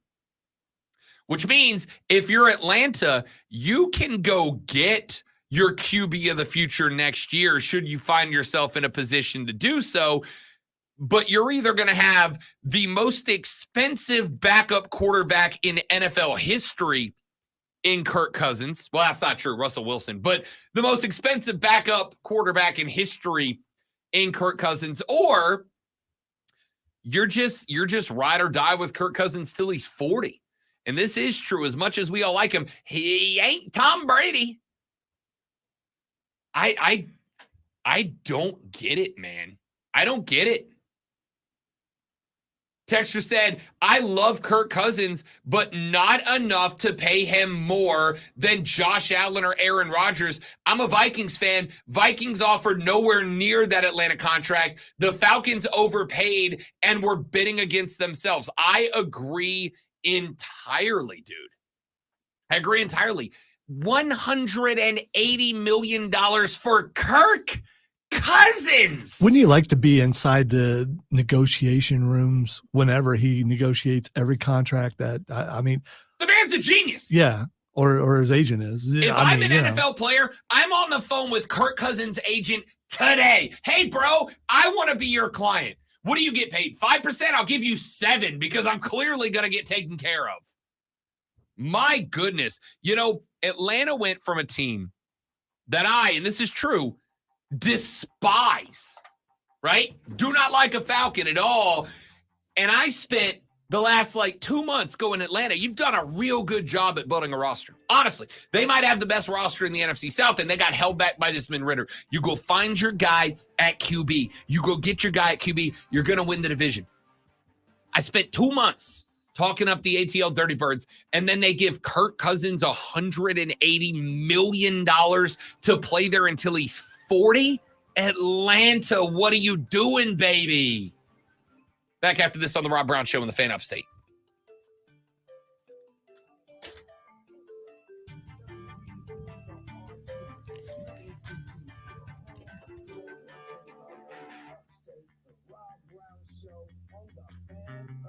What's up? Apparently that's what's up. Why are you here right now? You have a media signing. That's on Monday, dog. It is Monday. Oh, that's why the Miz ain't here. How is he so funny? I don't get it.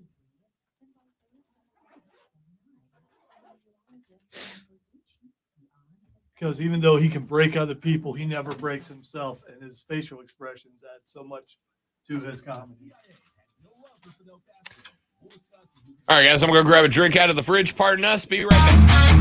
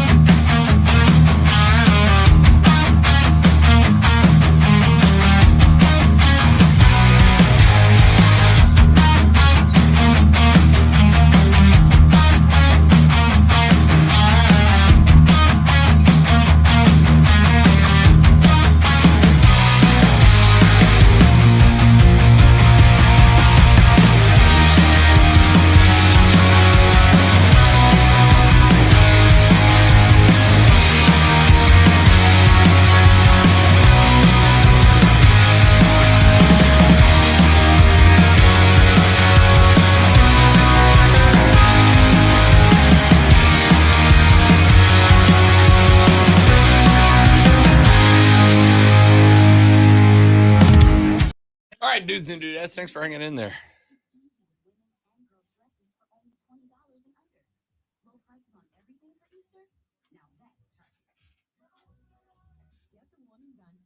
Ooh, honey.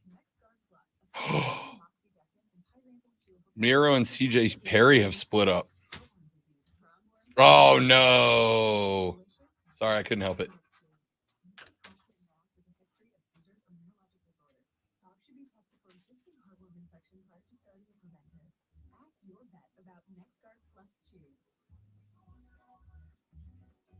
We get to 9:55 or whatever it is, and I have nothing. You already took 2 from me. What was the other one?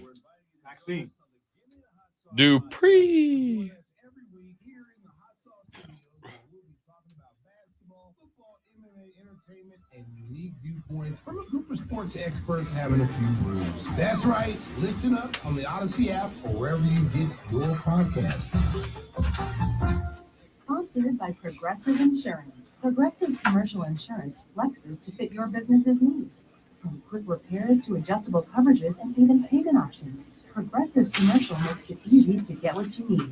Quote today in as little as 6 minutes at progressivecommercial.com. Mark Ryan tells it like it is. Coming up on a Super Tuesday episode of Offside with Mark Ryan and Diesel, the Panthers trade for Ryan Burns and get a bag of potato chips. How can anyone justify continuing to be a Carolina Panthers fan? Kirk Cousins' new home. Same with Russell Wilson. So what are the ceilings? Called it. Atlanta and Pittsburgh. Plus, Jake Crane will join us and so much more. Number 1 for real afternoon sports talk. Offsides with Mark Ryan. 3 to 7 on the Fan. Upstate. Talk to Robin Lonzo. Call 844-FAN-PHONE. That's 844-FAN. We talked about that yesterday, Zach.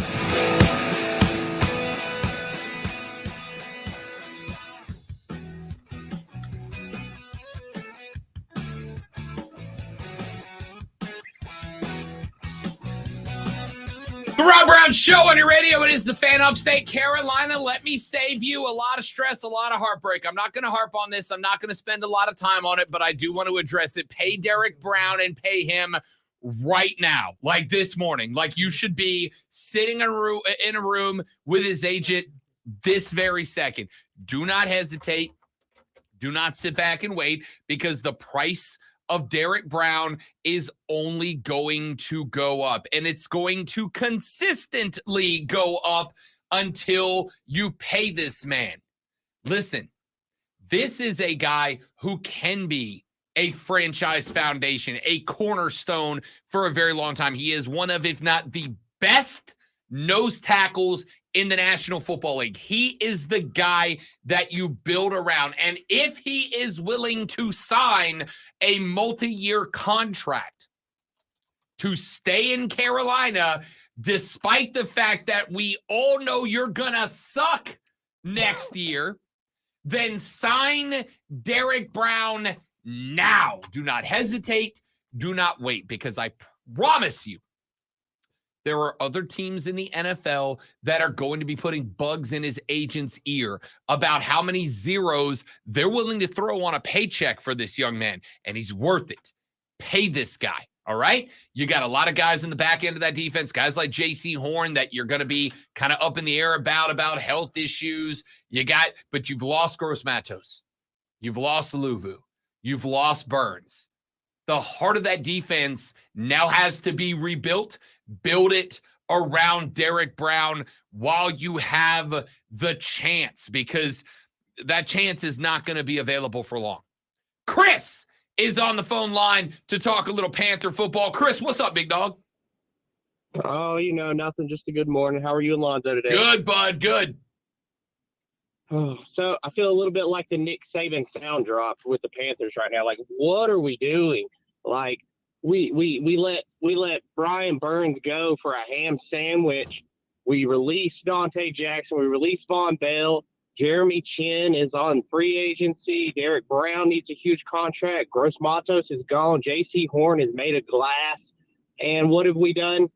We signed 2 offensive linemen. We have no wide receiver help. Maybe we'll get some in the draft. But right now, Bryce Young drops back, has all the time in the world to throw it into Adam Thielen in triple coverage. I'm just very confused about the direction right now. Okay, let's you ready to play? You ready to play Build the Silver Lining, Chris? I feel like we can do it. All right. I want to make everybody's Tuesday better. Are you willing to help me build a little optimism amongst the Panther faithful? It's there. We can find it. We All just got to dig deep for All it. right, let's do this thing. Here we go. You do not have a first round pick, but you do have 2 picks in the second round now, both in the first 10 picks of the second round, including the first pick of the second round. Now, I'm not going to be one of those folks that sits here and goes, oh, that's basically a first round pick. It's not. It's 33. But you have 2 picks in the top 10 of the second round, and you have them both, Chris, in a year, fortunately for you, in which you have a very deep wide receiver class. I think there are going to be guys available at 33 at wide receiver that in other years would be off the board at 17, 18, 19. And it's a very deep offensive line class. Now, you just solidified both of your guards positions with the 2 signings yesterday that you made out of Seattle and Miami. So really, the only spot to me that is a must fill is center. You have a couple of guys already in the building that could theoretically replace Bradley Bozeman if you're going to let him go, which all sources are saying that you will. So if you're real fortunate, you got a guy in the building to replace Bozeman already. But even if not, you have got the firepower to pick a center and a wide receiver early in the second round out of a class where there are going to be some guys available in the early second round that in most years would be first round picks. The secondary is, even without Von Bell, you mentioned guys like J.C. Horn, you're concerned about injuries for sure, but you've got a guy coming into year 4 at this point. And I got to think that if there is a chance J.C. Horn's going to be able to finish the season, it's going to be this year. The bad news is you're going to be bad next year, Chris. Like we all have to recognize, realize, and agree upon that. The good news is that means you have 2 off seasons to build before your expectations should come back up, which means I can do everything this year to build 4 up and around Bryce Young. I can do everything this year to make sure that offense is ready to click under Dave Canales next year. And then next offseason, it's build the defense time. And I would rather give guys on the offensive side of the ball a year to build chemistry, a year to build time, a year to get in lockstep with each other. Because a defense, you can go get a bunch of guys and you could build an amazing defense off the cuff, which means you're going to have 1 year pointing all your guns at fixing the offense, and then another offseason to get the defense right before your expectations are there. I know it's a long time till 2025, Chris, but if you just go ahead and accept 2024 is a rebuilding year now, I think you can be optimistic about 2025, man. It's a hard sell. It's a real hard sell. 2017 was a distant memory ago. I feel like I'm going to be bouncing my grandkids on my knee saying, I remember the day when the Panthers went to the playoffs. And, the biggest pill to swallow right now, and I feel like it's the same for all Panthers fans, is we are doing a this for that scenario. You know, we want to build up the offense, so we let the defense go. And then it cycles through. We want to get a better defense, so we let the offense go. And then our return on investments for guys that we invested in, like McCaffrey and Brian Burns and things like that, the return on the investment that we've got for those developed players has been just god awful. Yeah, look, I know, Chris, and I appreciate it, big dog. Thanks for checking in, man. It's great to hear from you as always. I understand that optimism is a low point. It's just a low point right now. I'm telling you right now, and I understand that I am, because as Lonzo will attest, I am a beacon of hope and optimism and positivity. Annoyingly bright sometimes. I shine like a diamond in the sun when it comes to my optimism about life, about everything. So allow me to shine like a beacon for you. I choked myself up. I was so full of crap. All right. Sincerely, let me be optimistic and see if I can get you on board. Here's where my optimism comes from. My optimism comes from accepting this team's going to suck next year. How many times this past season did we have a conversation? I can't wait to have Rashad Beard on the show Thursday. Last year, I butted heads with Rashad Beard a number of times about this. I said, look, dude, here's where you stand. Rashad kept saying, we just want to win games. We just want to win games. We just want to win games. I understand. I know. But I think there's, and maybe this is because I'm too analytical. I'm too pragmatic. To me, there is no difference in the grand scheme. There's no difference between 0-17 and 8-8 if you miss the playoffs. It doesn't matter. In fact, pragmatically speaking, 0-17 is actually better than 8-8 if you miss the playoffs because you're getting a first round pick, an overall pick. Unless you decide to, anyway. Again, hate on the pick all you want. Objectively speaking, in a long thought format, going 0-17 is better than going 8-8 and missing the playoffs. Because at the end of the day, the prize is the same. The only difference, what is the only difference between 8-8 and 0-17? 8 days you get to go, yay, we won a game. We get nothing for it. I get to celebrate for an hour and a half, and then it's back to work on Monday. Who the hell cares? You feel good for a couple of hours over something that is, in the grand scheme of things, friggin' irrelevant. Well, except for that's what sports fans, you watch sports to see your team win. And, I don't know how that's irrelevant because as a sports fan, I want to see my team, whatever team that is, win. And if they only win 8 as opposed to 0, okay, that's 8 more than I don't get it. Lonzo, let's play a game. Let's play a game. I'm finding it hard to believe this. I really am. Let's play a game. I'm going to make you an offer. Here's your offer. You, Lonzo, can have 3 years for the Carolina Panthers. 3 years where you were 9-8 and missed the playoffs. 9-8, more wins than losses. 3 years where you're 9-8, but you missed the playoffs, or 5 years where you are anywhere from 3-14 to 5-12, but I guarantee you a Lombardi in 5 years. Which one are you taking? I'm not sure I'm going to be around for that long. Stop. Because pick one. All right. Stop with the hypothetical killing. All right. Pick one. All right. I'm going to pick the former, not the latter, and here's the reason why. And here's the reason why. See, you think I'm just going to, you're just doing it because you're trying to be different. No, because in your scenario, you know what the Carolina Panthers would have done the last 3 years? What would they have done with the 9-8 record? What would they have done, Rob? They would have won the South. Right. I'm not asking they would have won the South. I'm not asking you to take my hypothetical and inject it into the real world. I'm telling you right now, starting this year moving forward, 9-8, 3 years in a row, but you miss the playoffs definitively every year, but you get to celebrate more wins and losses. Or your trap scenarios, I swear, dude, it comes down to I am a fan of a team. I want to see them win. I want to see him win now. I want to see him win now. More wins than losses, but no Lombardis. Or way more losses than win, but I guarantee you a championship. Trap analogy. And again. Yes, exactly. Trap analogy just to make me look bad. And I want to see my team win. I want to see my team win. It is not to make you look bad. Do you not want to see your team win?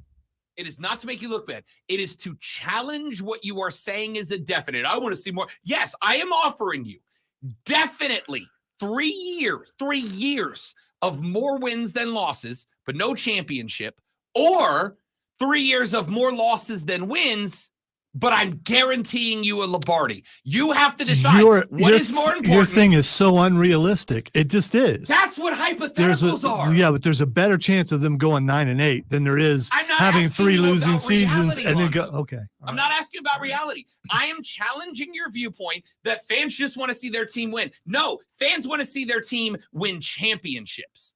So I am offering you. What kind of mind switch is this that I am dealing in reality and you're dealing in fantasy? It's a hypothetical. You have two options. Your viewpoint of more wins than losses, and that's just it. I want to see my team win. You're not gonna change my mind. I want to see my team win. Okay, so then I'll ask you, Internet. I'll ask you, listeners. I'll ask you, Armada. I'm going to offer you one of two realities. I am a genie in a bottle, baby. Got to rub me the right way, honey. That's Christina Aguilera. Could you never do that again? I'm going to offer you two realities, and I guarantee you that, like Thanos, with a snap of my fingers, I can make one of these two realities real, and you get to pick one. I am going to offer you 3 seasons. What is happening outside that? Somebody, what? Oh, okay. Yeah, I thought somebody just hit your car. You reacted hard. They I'm were not counting that. I don't care. They were heading right. They were flying low and they headed right for it. All right. So I am offering you one of two realities, and I'm a genie. I can make these real. Your pick. 3 years where the Panthers are either 3-14, 4-13, or 5-12. And I guarantee you a Lombardi in year 4. Or 3 years where the Panthers are either 9-8 or 10-7, but you do not get a Lombardi. I guarantee you, you either get a championship after 3 years of misery, or you get 3 years of, hey, my team is winning dramatically more than they're losing, but no Lombardi. Which one are you picking? Because I am willing to bet that the overwhelming majority of fans will suffer for 3 years of horse beep in order to have a Lombardi. I am willing to bet that, because regular season wins, yes, they're fun for a Sunday, but then we all go back to work on Monday. A Lombardi lasts forever. So which one are you picking, Panthers fans? Back after this on the Rob Brown Show in the Fan Upstate. Such an unrealistic scenario. Yes, that's what painted in a way to get people on your side. Don't let him clever you. That's what he is trying to clever you. Don't let him do that. He's already got a couple people. Don't let him get anybody else. If your logic can't stand up to a hypothetical that puts your logic to the test, then it's time to evaluate it. What?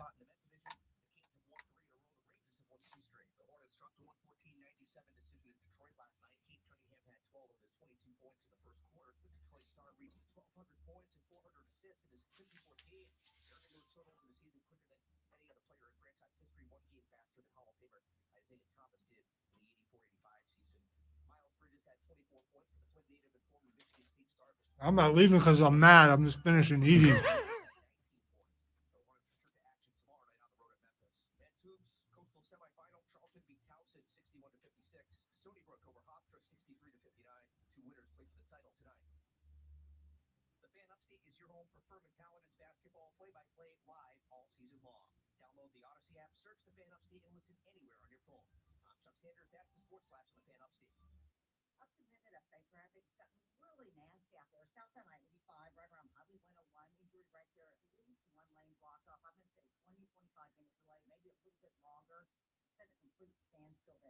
Also, crash remains for those traveling along Lawrence View Road at Lawrence Road, that 2-lane block there. Construction Woodruff Road and Roper Mountain Road, at least 1 lane taken away there.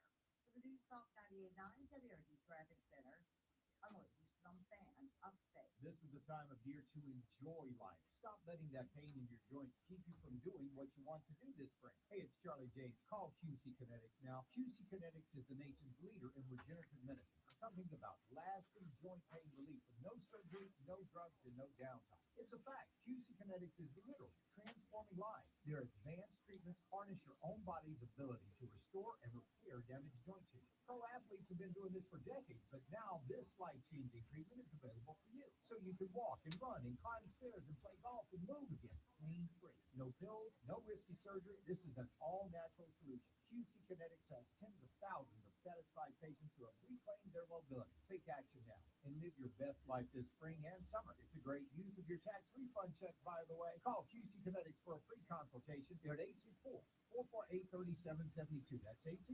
864-448-3772 in Greenville and Nashville. 864-448-3772. Urgent Camp Lejeune settlement message. The government will soon begin providing fast, guaranteed settlements to Camp Lejeune Marines, families, and civilians. Awards will range between $100,000 and $550,000 with an option for higher amounts. That's it. Yes, we all want to win more than we lose. But fans want championships, not regular season wins that never translate to anything. You may be entitled to a significant financial reward for your Camp Lejeune claim and could be paid within 60 days after accepting your settlement with your VA benefits fully protected. But the deadline for filing is fast approaching, so you need to act now. Call the James Harris Law Camp Lejeune helpline now to get the compensation you deserve. We're already fighting for thousands harmed by the water at Camp Lejeune, and with the deadline coming, you need to call now or you may forever lose your right to a settlement between $100,000 and $550,000. For your free evaluation, call 800-885-2277, 800-885-2277, 800-885-2277. For the ones who work hard to ensure their crew can always go the extra mile, and the ones who get in early so everyone can go home on time, there's Grainger, offering professional-grade supplies backed by product experts. So you can I have been to the top of the mountain, Zach, one time, and I'm going to tell you, it might have been the best night of my life. Grainger, for the ones who get it done. From the Ingles Market Studio, the Fan. Upstate, 97.7 FM Greenville, 97.1 FM Spartanburg. Always live from the Free Odyssey app. CBS Sports Radio.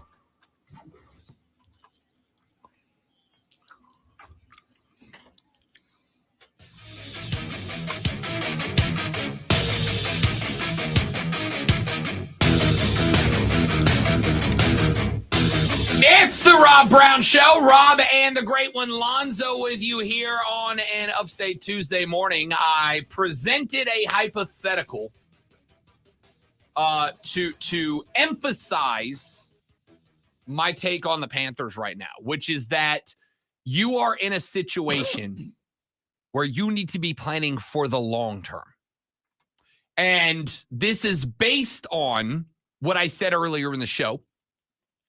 That is the best thing right now, today, this second, that any Panthers fan can do is just mentally accept in your heart now that you are going to suck this year. You're going to be bad. There's no way around it. You're just going to be bad. That's not being a fan. A fan is being unrealistic. A fan is thinking, you know what, we could turn this thing around. That's what being a fan is. And all your hypotheticals, you're going against fandom. You're trying to act like, well, you know, this could happen. No, it can't. It cannot. They're not going to turn things around. They have shown a trend under Tepper where they're not going to do that. 9-8 would be exciting at this point. It absolutely would. And I don't see that on the horizon. Do you? No, I think you're going to suck this year. I just said it. And next year. I don't think and next the year you after have that. to suck. Okay. What is not sucking next year? Winning the division. Genuinely. Which 9-8 would do. I mean, in the past, although with Kirk Cousins there, we don't know. But still, 9-8 would have won it the last 2 years, maybe 3. This team, to me, is capable of being good in 2025. In 2025. You've got to be thinking long term right now. This is planning the way a 30-year-old's planning a retirement strategy. Not me, I'm an idiot, but like a good 30, like a smart 30-year-old is looking ahead to 65 and going, how do I make sure at 65 that 65-year-old me isn't looking back at 35-year-old me and going, hey, dude, you screwed me. Yeah, there are TV commercials about that. I don't know if you've seen I know. those. They attack me personally, routinely. You know, if you just put away something, okay, whatever. I know. Shut up. To me, what this is about is planning for 2025. 2024 is a year for development. It's a year for growth. It's a year for tinkering. It's a year for learning. It's a year for developing chemistry. It's not a year for competing. Hear that, Panther fans? Take the year off. Just take the year off. I mean, if that's what you want to do. I mean, This is why I have said, if and when I ever get to the point that I own a football team, I will 0% be shy about telling fans, this is why fans don't run teams. This is why fans don't run teams. Because fans are short-sighted. They live Sunday to Sunday. Regular fans, most fans, live Sunday to Sunday. NFL teams cannot live Sunday to Sunday. They've got to be looking months, years, seasons down the line. Part of the reason that, justifiably so, a lot of people are upset about the fact that Brian Burns wasn't traded for 2 first-round picks 2 years ago is they're going, oh, the Panthers should have known this was coming. They shouldn't have been being optimistic season to season. They should have seen this coming down the line. None of us did. No, I don't think any of us knew we were going to be that bad last year. That was atrocious. But because you were that bad last year, the understanding has to be there that you don't just go from 2-15 to 15-2 in a year. Doesn't happen, especially when you're watching Gross Matos and Frankie Louvu and Von Bell and Brian Burns and all these players who have just ejected themselves from your team. This team cannot be looking and going, how do we win in 2024? You don't have the resources to do it. Sometimes the best thing you can do is recognize and realize when you're outgunned and stand down to get better and fight for another day. Sometimes you've got to walk away from a fight that you can't win instead of exhausting what resources you have to try to pull a miraculous upset in a fight that you can't win, instead of pulling those resources, stacking them with resources you'll acquire later, and getting ready for a bigger fight down the line. The bigger fight for Carolina is 2025. It's a year to go find a wide receiver and to build an offensive line so that Bryce Young can find his footing in the National Football League. It's allowing a year for Dave Canales to get his offense into Charlotte. It's a year to, let's call it what it is, rebuild the hell out of this defense, because it went from, damn, this defense is real good to, real fast. It's a year away at the best. It's a year. I think I'm being optimistic by saying 2025, but I believe 2025 can be good. However, it's going to take some real smart roster management between here and there. Not signing Kirk Cousins to a $180 million year. Atlanta, what are you doing? Golly. Kirk Cousins, however, had a real good year last year. A year that was almost as good as this sports flash is going to be. That would be miraculous.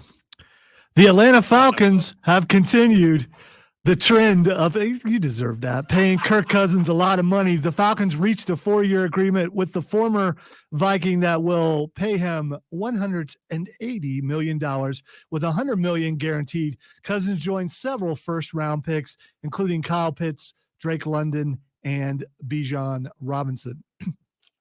Sources are reporting that the proposal for the Big Ten and SEC champions to receive the 2 automatic buys in the 14-team playoff model have received enough pushback that the concept may be scrapped. ESPN's Heather Dennis said that the format will be debated, but that the latest plan likely won't be finalized until the playoff committee's new television deal is signed, potentially after this year's 12-team field is set and a champion is crowned.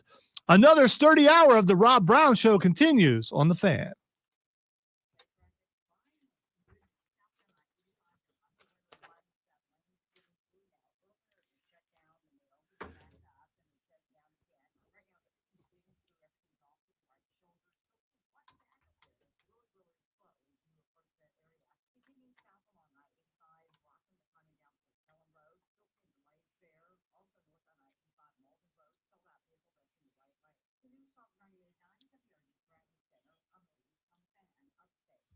There's something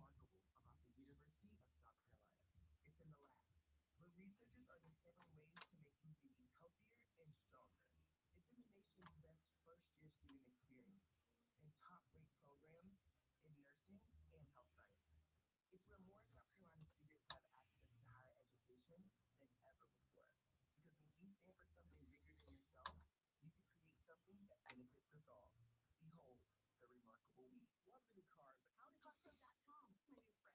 Fred. Oh, honey, Harpo.com is the easiest, most wonderful way to buy a car. I love Carpo.com. You now have a friend in the car buying business, and it doesn't suck. And it's free. Carpo.com. This is an I important need notice that. to consumers facing $10,000 or more in credit card debt, medical bills, and other unsecured debt. If you're struggling to make monthly payments, there are special services that can significantly reduce what you pay each month by 40% or more. If you qualify, you could save hundreds of dollars each month. Most people don't know that these services are available right now to help American consumers with overwhelming credit card debt get significant savings and immediate financial relief without filing bankruptcy.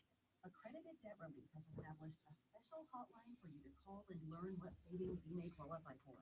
They help consumers pay off over $1 billion in debt and are A+ rated with the Better Business Bureau. So don't wait. Get the relief you need during these hard economic times. For this free information, call the Accredited Debt Relief Hotline now. Call 800-216-3366. 800-216-3366. That's 800-216-3366. Program and services not available in all states. When people have a craving to explore new and traditional Asian cuisines, they head to P.F. Chang's, where scratch-made dishes come from the 2,000-year-old tradition of wok cooking. P.F. Chang's wanted to explore new possibilities for their website. They turned to AmericanEagle.com. AmericanEagle.com re-architected P.F. Chang's website, integrating multiple third-party systems to create a unified digital experience. The results? Improved page speed and performance, personalized content based on users' location, intuitive online ordering, an increase in organic search visibility, and a 40% increase in new users. For scratch-made Asian cuisine, visit your local P.F. Chang's or go to pfchangs.com for website design, development, digital marketing, and hosting that reduce efficiency,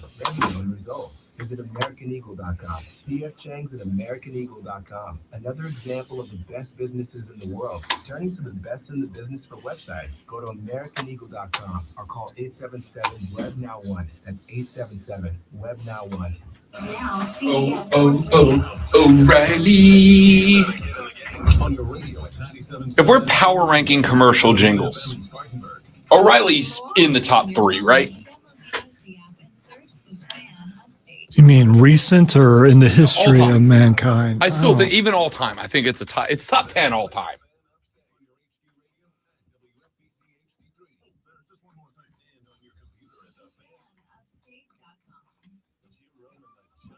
Russ made it clear over the weekend that he wants to win 2 rings in the next 5 years. My man, 2 rings in the next 5 years? You have 1 ring your entire career, and that's when you were in your prime as a great player with a great running back and an unbelievable defense behind you. Hey, Russ, QC in the first break. 2 rings in 5 years. Exactly how are you going to do that? Are you going to KC to back up? Miraculous. Yeah, I know. I screwed it up. What do you want? CBS Sports Radio. The Fan. Upstate. WYRD. WORD Spartanburg. WFBC HD 3 Greenville. W249GL Greenville. W246 CD Spartanburg. Always live from the Philadelphia. And check this out. For an official Rob Brown lockdown. Represent for your wins. Yeah. Manufactured locally for the Carolinas. This is the Rob Brown Show. Only on The Fan Upstate.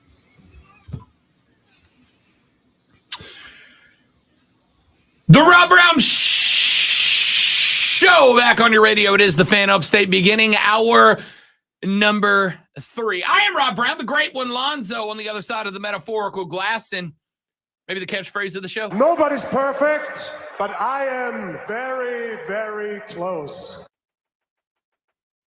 We're just killing it this morning. Haven't thrown anything across the desk yet. I think Alonzo wants to, and I understand it. I'm hard-headed. What do you want? Put a poll up on the Twitter feed. I get my vengeance in other ways. Yeah, I know. Put a poll up on Twitter at the Rob Brown Show on Twitter. I'm a magical genie. I offer you 2 realities, Panther fans. A, 3 seasons where you're 10-7 every year, but you miss the playoffs. Or B, 3 seasons where you're 4-13 every year, but in year 4, you're guaranteed a Lombardi. Which one are you taking? 10 votes. All 10 say Lombardi lasts forever. So we'll see how that finishes up. Such an offsides type of poll. I don't understand how. But we'll see how that poll ends up between here and tomorrow morning. So let's get away from the NFL for just a minute, because we've had a lot of that. By the way, Giants fan, my guy, Chris Lewis, president of the Triumph, and noted fan of the New York Football Giants. Excited about Brian Burns. Saquon Barkley's an Eagle. Oof. That stings. At least Russell Wilson's not your quarterback, right, Chris? Right?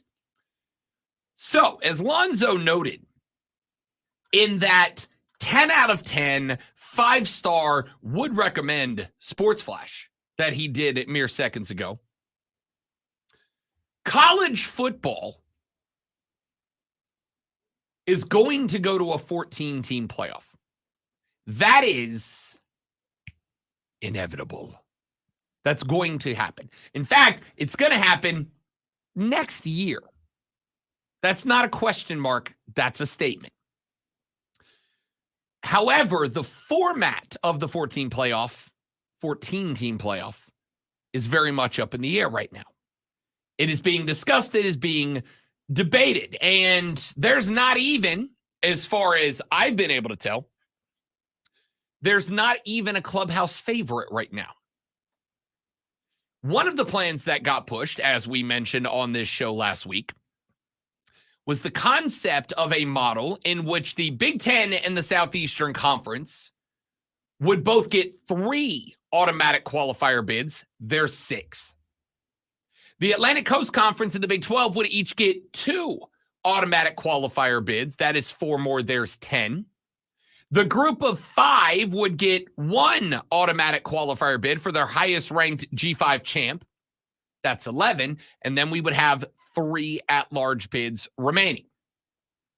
One of the caveats that got thrown into that plan was that the B1G and the SEC's champions would both receive the bye, the automatic bye. There would be 2 automatic buys. The longstanding belief would be that the 2 highest ranked teams would end up with one of those buys. The proposal then turned into the Big Ten champion and the Southeastern Conference champions would get the bye regardless of where they were in the final poll.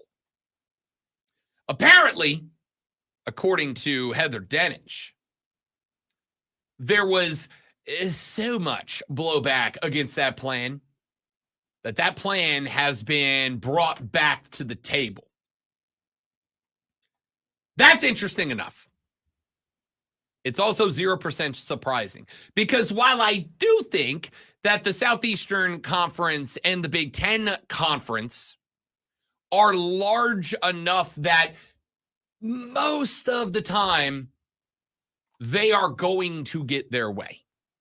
Most of the things they want, they're going to get because they are also, as much as they are going to be paid out the majority of the dinero, they are, like it or not, also going to be responsible for most of the dinero that comes in. However, where they are going to lose out is when they manage to have everybody else say, no, that's a real bad idea. Like they did with the 2 buys going to the 2 conference champions by default. Everybody pushed back against that. Everybody. That is, to me, quite interesting. But the real interesting part of this story, as far as I am concerned, the real interesting part of this story to me is that it appears the whole thing has been tabled for now. Apparently, the whole conversation has been tabled, and Heather Denich reporting that plan may be, for right now, up in smoke. Lonzo, I was wondering if you might have a quote from Heather Denich about what this 14-team model with the Big Ten champs and the SEC champions, about kind of where that stands right now? Poof. There it is. Thank you, Heather. And thank you, Lonzo, for that excellent reporting. The Heather Dinich story right now says that the whole thing is going to be tabled until the College Football Playoff Committee agrees on a new television deal. I am not shocked by that.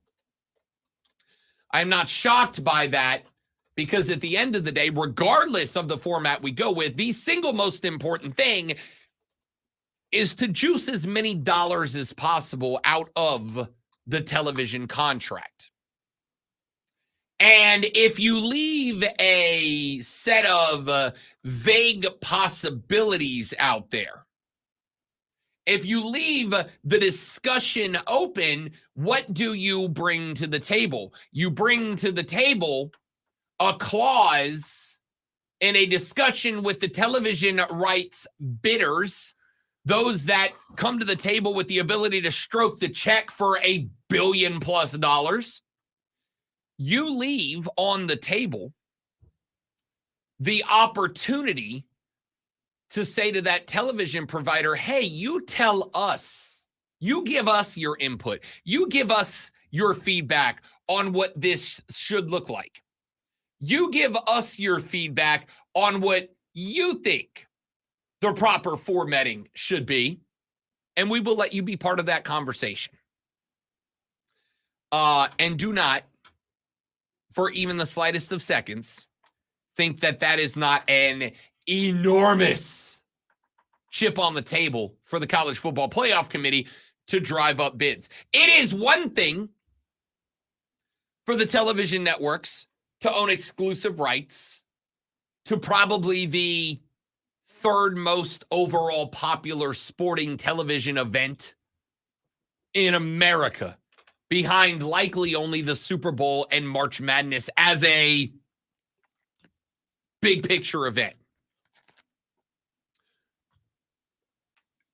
It is an even bigger bargaining chip to lay down on that table when you have executives from networks A, B, C, D, and E, and they're all bidding up each other $1 million at a time. $1.1 billion, $1.2 billion, $1.3 billion, $1.4 billion. If you bring to the table that not only will you have the exclusive rights to the college football playoffs, but you will have a say in what those playoffs look like. That means that those television network executives get to go back to their big ivory tower offices. And they get to sit in those big conference rooms with those little round mound speaker phones in the middle, like in every 80s movie ever. And they get to say, hey, what's the best format for the product? What's the format that we think maximizes our return on investment for selling advertisements within these games? And if ESPN's at the table, what does ESPN think is best for this format? As many Southeastern Conference teams as are possible, going as deep into the playoffs as is possible.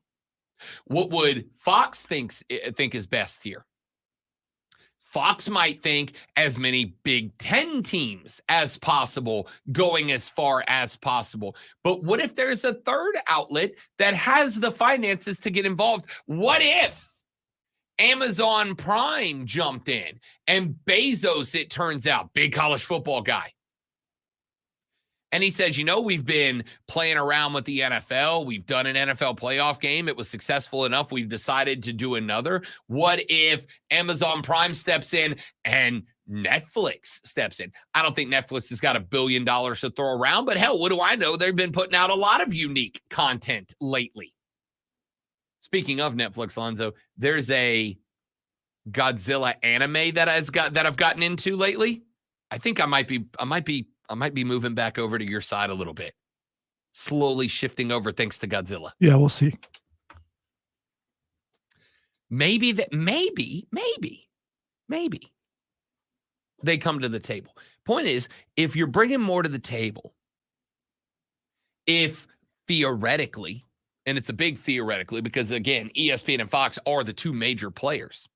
But what if, let's say, Amazon and Netflix teamed up with each other?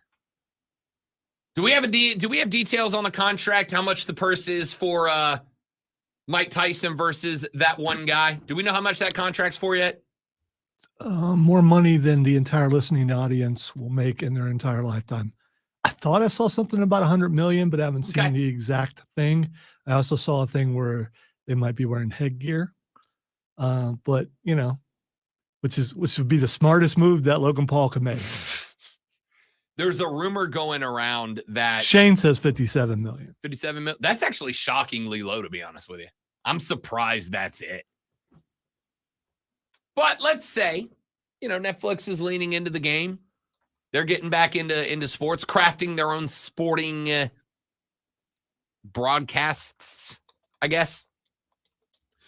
Let's say Amazon and Netflix, and what the hell, HBO? Why not? Let's say a conglomerate of outfits come together. A conglomerate of streaming outfits come together. And this conglomerate of streaming outlets come together and form one entity. And they go, we're all going to bid collectively $1.5 billion. And we're all going to splitsies it 3, 4, 5 ways. So that our check is bigger than ESPN and Fox's, but we're all going to get 3 games out of this deal. You know, I'm slow. Oh, you son of a biscuit. Damn it. 57 million. Okay. Let's say all these streaming services do that. And they come to the table. Well, is it best for them if the SEC and Big Ten champions get automatic buys? Not necessarily. Not necessarily. Again, it's a hypothetical I'm making up on my head, and I know some of us hate hypotheticals. But hypothetically, let's say an entity, a surprise entity comes to the table that maybe they can outbid Fox and ESPN. Fox and ESPN might both be on board with the concept of the automatic buys going to the B1G and the SEC. But if we do get another entity at the table, they might be in it for the drama. They might be in it for, what if there's a little guy in college football this year? What if there's a Cincinnati? What if there's a Louisville? What if there's a surprise participant from the ACC? What if there's another undefeated Florida State? What if the Big 12, striving for survival, sees Kansas State go undefeated and win a Big 12 title? It might behoove that new conglomerate, that new broadcast conglomerate, to have one of those teams become the little engine that could, in the face of the iron-fisted, maybe even ham-fisted dictators that are the B1G and the SEC, right? So now all of a sudden, there's interest in those teams not getting the opportunity to have the automatic buy. Now all of a sudden, Louisville, Cincinnati, Kansas State gets the automatic buy. Now all of a sudden, whatever SEC and Big Ten champions there are, now they got to play one additional game, which makes it, and this is statistically true, less likely that they're your national champions. The point here is I am 0% surprised that this conversation, especially with as unpopular as it is to everybody who's not, and by the way, not a top-notch team in those conferences, but to everybody outside of those conferences, every Group of 5 team, every ACC team, every Big 12 team, every Notre Dame fan, it was wildly unpopular. Why wouldn't it be?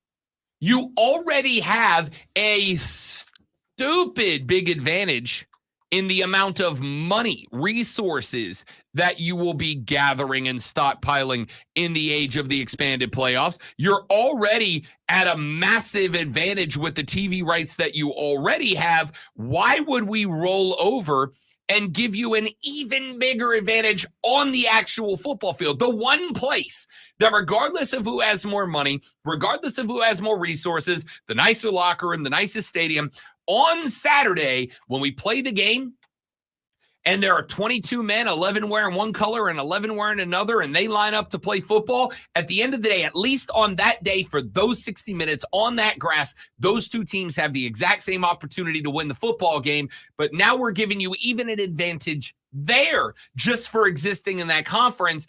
I am not surprised that they are putting this on the back burner until the TV deal, because to me, it's a bargaining chip for the College Football Playoff Committee to get more money out of the television network that ends up winning the thing. I get all that, but at the same time, the Big Ten and the SEC can afford to be patient, because all the teams and conferences and everyone that's protesting the fact that they don't want them to get this, sooner or later, they'll start chipping away, and some of those teams that are protesting will suddenly be in the SEC or the Big Ten, and it won't matter anymore because you will have technically bought all the protesters. Not all. You're going to have Florida State, Miami, North Carolina, Virginia Tech. You're going to have. That's what I'm talking about. You're going to all those who are beholden to the ACC or the Big 12 or whatever, eventually will be in the Big 10 or the SEC. So no longer will they complain about it, because then it will benefit them. Even when you have those schools, there's still going to be a lot of Group of Five schools, a lot of schools that are not invited into the two big conferences. I'm not convinced. They will effectively be neutered, because none of those guys will have the kind of power that they're going against. I mean, that's what power does. They beat down the little man till he can no longer do anything, and that's what they're going to end up doing. I don't disagree, but doesn't that, if we follow that train of thought, doesn't that effectively say that we have to now acknowledge we don't give a damn about anything except the top tier of football? Right? We don't care. Sorry, Louisville. We don't give a damn about you. We don't care. We don't care about NC State. Already the case. We don't care about Hawaii. As far as TV deals go. I mean, the better teams, the ones that matter the most, are the ones who get the primetime spots. The other ones, you have to find them on the U or on their own individual networks. I mean, I was so waiting for you to make a CW joke right there. No, man, that's a powerhouse. I'm not cracking on them. Look at that. They start picking up some wrestling. Now we acknowledge them. I just want to hear people say it. Well, I think you're right. We all knew it already. I just wanted to hear people say it. I think that when it comes down to it, this is much like everything else. How many times have we said it? It's about the dollar and nothing else. It's about the dollar and nothing else. There are still going to be a lot of football teams that are fighting for survival, even after the forced out teams in the Atlantic Coast Conference, the teams that do not want to be there anymore: Florida State, Clemson, Miami, North Carolina, NC State, Virginia Tech. They are eventually going to leave behind the Wake Forests of the ACC, the Syracuses of the ACC.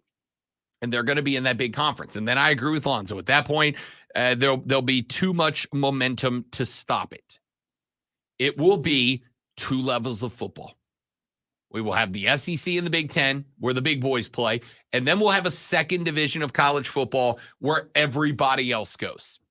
And this just makes it look inevitable. The only reason this is being put off and put out is so that they can use it as a bargaining chip, so that when the next television contract negotiation starts getting hot and heavy, they can go, whoever it is that wants to make a deal, just know, whoever we sign the deal with, you're going to get input into the future. You're going to get input in the direction that we go. If you are trying to decide between two jobs, and those two jobs pay you a very similar salary, they both pay you a very similar set of benefits. You get the same amount of time off. They're both the same distance from your house. You get a parking spot at both, et cetera, et cetera. But one of them says you're going to have a lot of input and say to the day-to-day operations here. And the other says, no. You're going to show up be a good little worker and do whatever the boss says. You're probably going to take that one. That's what this is about to these TV networks, I think. All right, so there you go. Some thoughts. Let's take a break. When we come back here in just a minute from right now, I am going to shift gears for just a minute. You know, I have told you guys many times, we are very fortunate, in my ever so humble opinion, to be living in the era of LeBron James, just like we were fortunate to live in the era of Kobe Bryant when he was on top. But there is yet another player right now that I think has entered that upper echelon of basketball. A guy that if you are not watching him ball right now, you're not a fan, whether he's on your team or not. And I think that guy hit, or should I say failed to hit, a milestone last night that is more about the greatness than it is the disappointment. And I'll tell you what I'm talking about when we come back. Rob Alonzo and you on the Rob Brown Show in the Fan Upstate. You see. All right, guys, quick live read, then we're coming right back. Y'all stay right there for me.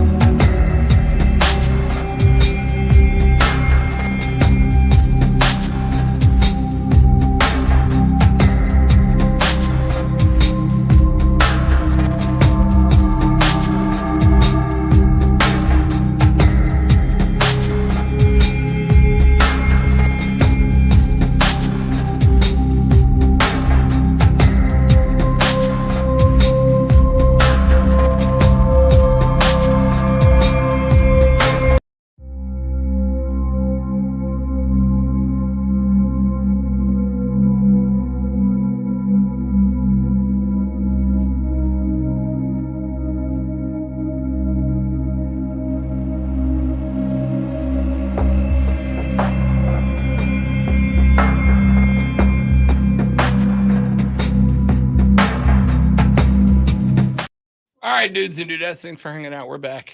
Spring training is here, and the free Odyssey app has everything you need to get ready for opening day. In-depth team coverage from the biggest sports radio stations across the country, exclusive interviews with players, managers, and MLB insiders, and podcasts dedicated to your favorite team. Listen live to the latest breaking news from around the league, or choose from a list of topics and listen on demand. It's all on the free Odyssey app. Download it today. AUDACY. Do. Brought to you by Cricket Wireless. Switch to Cricket today and get a free Samsung Galaxy A14 5G. After all, you can cook this year, and they think you really, really deserve it. Smile, you're on Cricket. Sponsored by Progressive Insurance. Progressive Commercial Insurance can protect your small business with over 30 coverage options and easy-to-use mobile app, personalized discounts, and more. Get a quote in as little as 6 minutes at progressivecommercial.com. Discounts and coverage selections not available in all states or situations. Take control of your listening experience with Rewind on the Odyssey app. Missed jaw-dropping moments? No worries. Odyssey app makes it easy. With Rewind, you can relive big moments from Mark Ryan, Rob Brown, Jim Rome, and more. Don't miss a beat. Just hit Rewind with the Odyssey app. I did not, Zach. I need to get Kevin in here to update us on how all that ended up rounding out. The Rob Brown Show back on your radio. It's the Fan Upstate. Here is some not so breaking news for you. Luka Doncic is really good at basketball. Like real good at basketball. Last night, Luka Doncic put up a 27-point triple-double. And this may shock you. That's disappointing. Why is it disappointing that Luka Doncic put up a 27-point triple-double? It's because he only put up a 27-point triple-double. It is disappointing because Luka Doncic was sitting on an NBA possibility. Luka Doncic already had the NBA record for the most consecutive 30-point triple-doubles in NBA history. Luka Doncic last night failed to get his 7th. My goodness, how massively disappointing for that guy. Now, with one more 20-point triple-double, he will have more consecutive 20-point triple-doubles than Michael Jordan did in 1989, and then Oscar Robertson did back in 1961, the Big O. Luka Doncic is playing basketball on a different level. And I would make the argument that Luka Doncic today probably became the front runner for the MVP. Now, in terms of Vegas odds, he has climbed that list. He is still trying to run down Nikola Jokic. And I get it because we have been saying what about Nikola Jokic for a very long time. Nikola Jokic is a walking triple-double. But Nikola Jokic being a walking triple-double is one thing. Luka Doncic being a walking triple-double, that's a 30-point triple-double guy consistently, is something to be said. Right now, Luka Doncic is 3rd in the MVP poll. Jokic is 1st. He's minus 185. Shai Gilgeous-Alexander is 2nd. He is plus 260. Luka Doncic is all the way back at plus 700. 7-1 odds for Luka Doncic to end up winning the MVP. That's one thing. Him being that far behind SGA is one thing. Giannis Antetokounmpo is plus 1,800. Jason Tatum, 3,300. Anthony Edwards, 20,000 to 1. Kawhi Leonard, 25,000 to 1. So it's between, at this point, 3 guys. Jokic, SGA, Luka. If Luka keeps this streak up,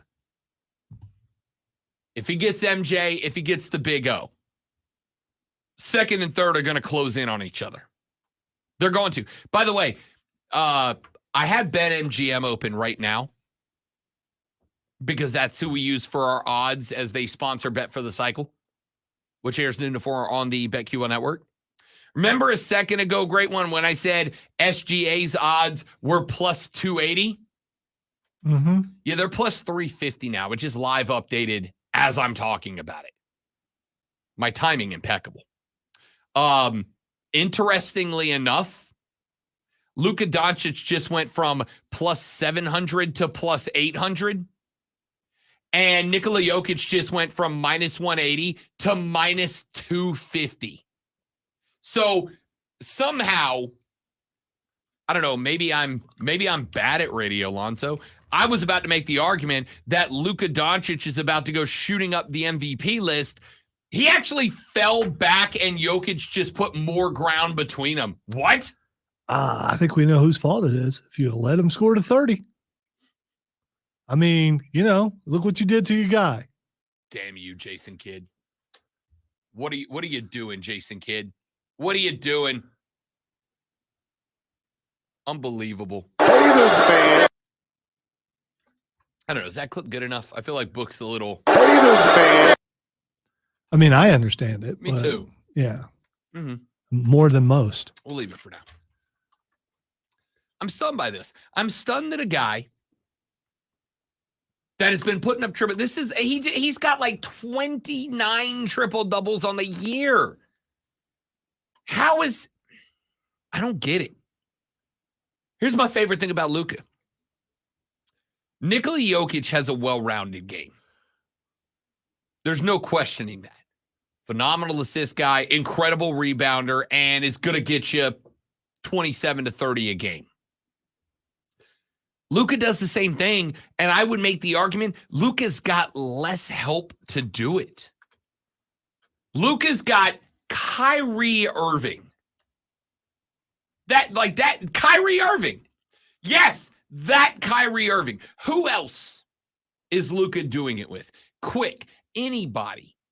Name me here, I'll make it easy. Name me another Maverick starter. Kyrie Irving. That's not Kyrie Irving.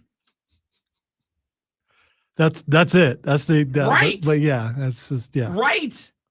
Who, by the way, when's the last time you heard anything about Kyrie, period? This season. Not this season. Which, for the record, has he played the entire? Probably a good thing has for Has he played the entire season? He has. So he hasn't gotten hurt.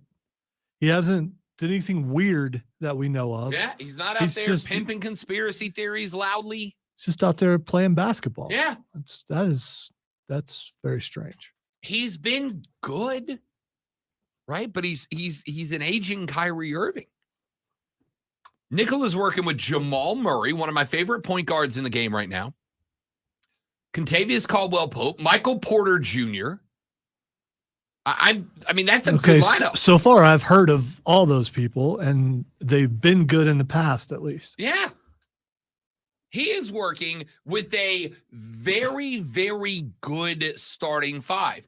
Dallas right now is working with Luka and Kyrie, Derrick Jones Jr., PJ Washington, and Daniel Gafford. I haven't seen a lot of Daniel Gafford jerseys lately. Okay, Daniel Gafford. I haven't heard of him before. That's the first name that you mentioned that I didn't know. Daniel Gafford is giving you about 23, 24 minutes a game right now.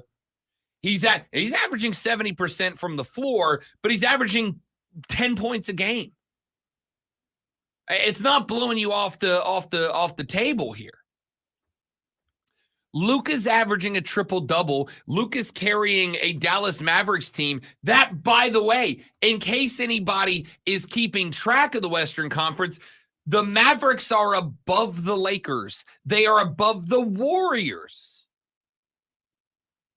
Cody Decker told me the other day, I thought about you during the show, Lonzo, when Deck said, nobody wants to see the Warriors in the first round. I was like, bro, I'm a Pelicans fan. I'd love to see the Warriors in the first round. Are you kidding me? They're going to make it to the first round? That's right now they're in the last play-in spot. Okay. Yeah. How many games are left? They'd have to go up against Sacramento, and right now it'd be hard for me not to pick Sacramento over the Golden State Warriors, who are firmly holding 4 games over 500. The Dubs are a game behind the Lakers, 2.5 games behind the Mavs and Kings, 3.5 games behind the Suns. The Pelicans are in 5th place in the West. LFG, boys. Let's go. Anyway, Luka Doncic is right now, to me, even, and you guys know how much I love Nikola Jokic. I love him as a dude. I love him as a player. 6'11", 284. Dude on the season is averaging 26 a game, averaging a block a game, 9 assists, and a dozen boards a game, shooting 59% from the floor. I love Luka Doncic or Nikola Jokic, but I don't understand how you look at Luka Doncic. I don't get how he is 8-1 to win the MVP. It's hard for me right now not to pick Luka over, certainly over SGA. I don't get how he's that far behind SGA other than the standings, right? Other than the standings, where the Thunder currently hold the 1 seed at 45-19. But, by the way, a Thunder team that is built. They've got a guy competing, won't win it, but competing for Rookie of the Year in Chet Holmgren. Josh Giddey, despite his off-the-court issues, has been good. I mean, SGA is a beast. Luka Doncic is just, I mean, the dude's just incredible right now. Keegan said, I know why you love Nikola Jokic, because he hates his job. He's one of us.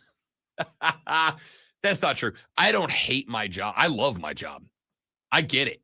I want to show up and work every day, but I have worked in jobs that I did hate, and you might not be wrong, Keegan. You might not be wrong.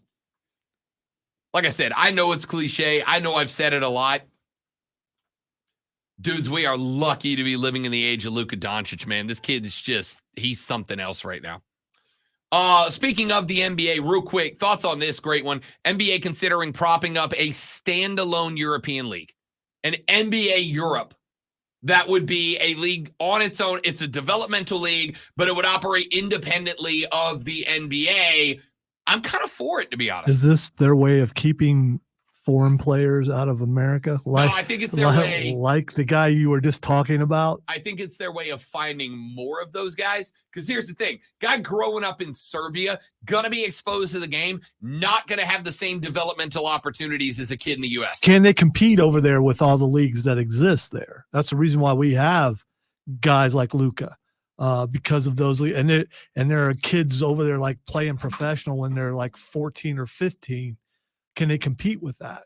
They could, I think, because a lot of the teams and leagues over there are associated with athletic clubs, Atletico Madrid, Chelsea Sporting Club, all these different clubs that focus primarily on soccer, but they have all these other clubs, all these other sports within the club. I think if the NBA bought in and they said, look, you know, you can go to Atletico Madrid and you can play for their club basketball team, but we're a pro league. We are a pro league dedicated to developing the best basketball players to build a straight pipeline to the NBA. That's not something those other clubs would have. I'm all in for it. Plus, that would mean that you and I have live basketball at 4 a.m. when we get here. I'm for it. I'm for it. All right, let's take a break. When we come back here in just a minute, while we're on the basketball thing, we talked a lot about the ending of the South Carolina LSU game. What about the ending of that Duke North Carolina game on Saturday after North Carolina swept the season series? Did y'all see how that went down at Cameron Indoor? I would like to address it, and I would like to do that next on the Rob Brown Show in the Fan Upstate.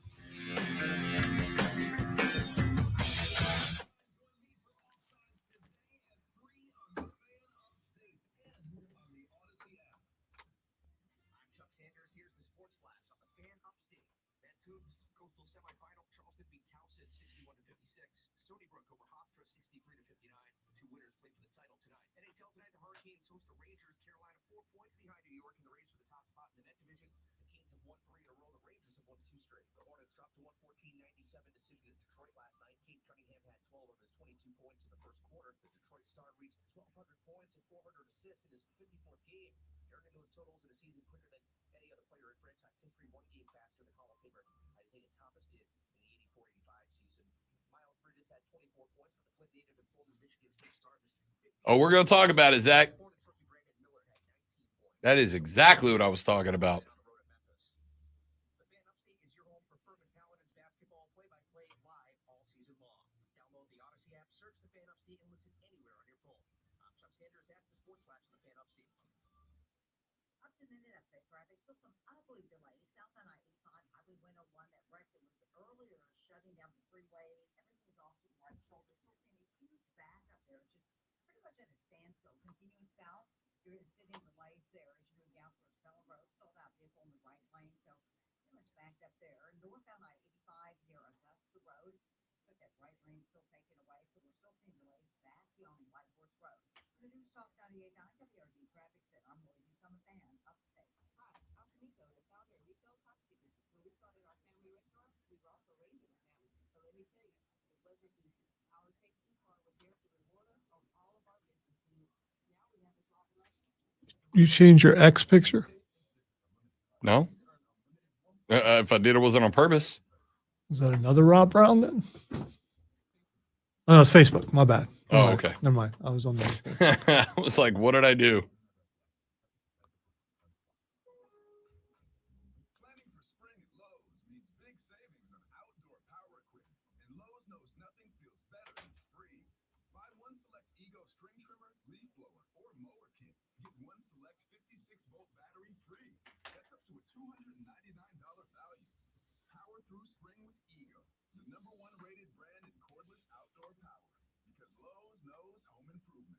Valid through 4/3 while supplies last. Selection varies by I don't know if they're disrespected, James. I would like them to see them lose every single game that they play. I don't know that's disrespect.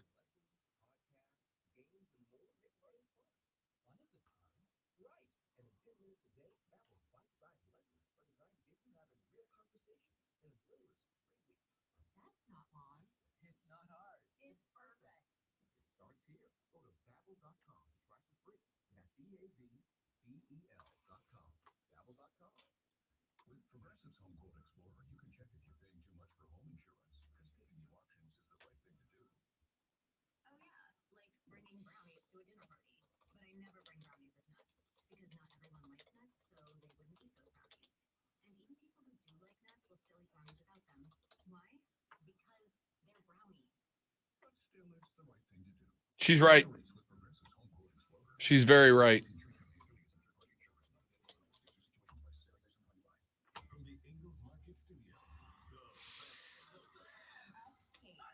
97.7 FM Greenville. 97.1 FM Spartanburg. from the free Odyssey,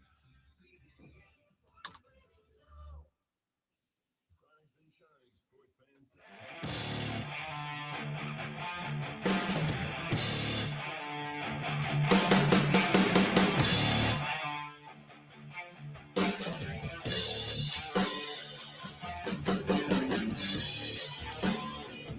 Duke, North Carolina. It is considered by many, nay most, to be the rivalry, certainly in college basketball. To qualify as the best rivalry in basketball, period. It's hard for me to say no. I don't really know of any other rivalries in college basketball. I mean, there's Kansas State. I would say probably up there. I mean, any of your natural rivalries are basketball rivalries, but like Duke, North Carolina transcends basketball rivalries. As far as all basketball goes, like Lakers, Celtics, great rivalry, but it's nowhere close to what it used to be. I was going to say it was. It's Yeah. not anymore, really. Yeah. I mean, Lakers, Clippers doesn't have this fire. Knicks, Lakers, Knicks, Celtics. again, like 30, 40 years ago, maybe. Not now. So at the conclusion of the North Carolina Duke game, North Carolina, of course, gets that dub again. And after they got that dub, the North Carolina players started taking a victory lap around the floor at Cameron Indoor and waving goodbye to the Duke fans. Thanks for coming. Thanks for being here. Thanks for being athletic supporters. We appreciate it. The Duke fans, the Cameron Crazies, as they are called, were not particularly happy with it. Great one and took to launching a nice little combination of expletives and like full glasses of beer and water and Gatorade down at the players on the court who were saying, "Hasta luego, muchachos. We'll see you when we see you." Were there any injuries? Not that I'm aware of. Not that I'm aware of. But obviously the potential is there because if dudes are launching whole ass beers down at players, there's the potential a cup hits an eyeball or something. I will tell you, as someone who's been spit on and had glass thrown at and stuff in high school football, it doesn't make you happy. It does enrage you to a degree where you would like to get a hold of those people. So a shout out to the players who just left the court. You didn't go full Malice at the Palace? They had a fence underneath the stadium in Steubenville, Ohio, and all the some of them toothless fans would show up and would spit and throw stuff and yell things. At high school football players? Yeah, they take it serious in Steubenville. Not a whole lot else there, you know. We were warned before we went to not look back, and if you do, make it brief, but you can't help it on your way out of the stadium, and to keep your helmet on. Keep your helmet on. Yes. Can we go? All right. So this is nothing new, is what I'm saying, as far as fans throwing things and stuff like that. And it was a student section throwing, right? Yeah. Yeah. Well, I mean, it was the arena, but I'm assuming it was predominantly students. Yeah. I'm just going to say. Have you ever thrown anything on the court of the field? I have not. Me either. I have not. I mean, expletives, you know, if a dude comes over and starts running junk at me, I'm going to run junk back at that guy for sure. Man, sure. I just would, if I'm very disappointed at the play on the field, I'll just leave early. I don't leave games early. Never have. Unless my team's just not even trying, you know? Unless they're just not, if the effort's not there and it's obvious, then I'm out. But no, I've never thrown anything at a player. Here's all I'm going to say. Well, the people who have, would they admit to it? Is anybody listening? Have you ever thrown anything down on the field or on the court? None of our listeners would. They're pretty heated as far as their passion for their team. So I'm just curious about that. Your rival kicks your backside in your stadium. Your rival's roster rolls over to the sideline and starts running smack at you after the game is over and after you took the L. What's the reaction? Here's all I'm going to say. If the Cameron Crazies are throwing the double birds back at the Carolina players, I'm good with that. I'm good with that. I don't care. All right? They're just words. They don't hurt my feelings. Okay, so but you're not good with throwing stuff on the... Yeah, I'm not. I mean, I get it. It is a heated rivalry. You genuinely have hit the crescendo of rivalry into hatred. And on top of that, they swept you this year. You didn't get a dub over them this year. The straight regular season sweep in that rivalry. So we suck against you, so we're going to make you feel it by throwing stuff at you. Yeah, I'm just going to go with, I feel like, and you guys know me, I'm anti-conflict. I don't like fights. I barely like debates. That's why I never have them on this show. I don't like them. As anti-conflict guy, can we go back to shaming people? Can we go back to shaming people who deserve to be shamed? I am tired of this don't shame people stuff. No. Some people need to be shamed. Some people have got to be shamed. And I'm going to go ahead and go with people launching drinks because they're mad about a game should be shamed for it. Now, you want to flip the bird? You want to drop a couple of F-bombs on that team while they're over there rubbing it in your face that they just beat you again, that they just swept you? I'm totally good with that. And really, all that does, that's just for you. A lot of times those guys, those people on the field, especially if you're up in the stands doing it, they don't even see you. That's you expressing how you feel. Yeah, man, sometimes you got to let it out. It's just about you. So it doesn't really, I guess if it helps you, go ahead. But I mean, does it really help you?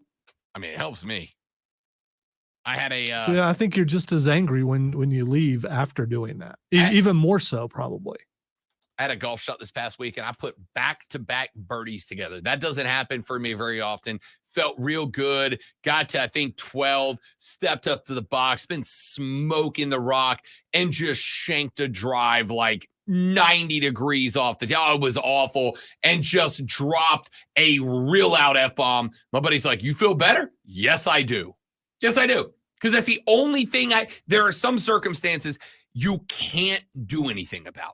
You can't fix it. I'm going to declare that I am such a good person. I am not going to pull the clip where Rob just said smoking the rock. I'm not going to do that. I could, but I'm not going to do that. You got any more crack, Joe Rogan?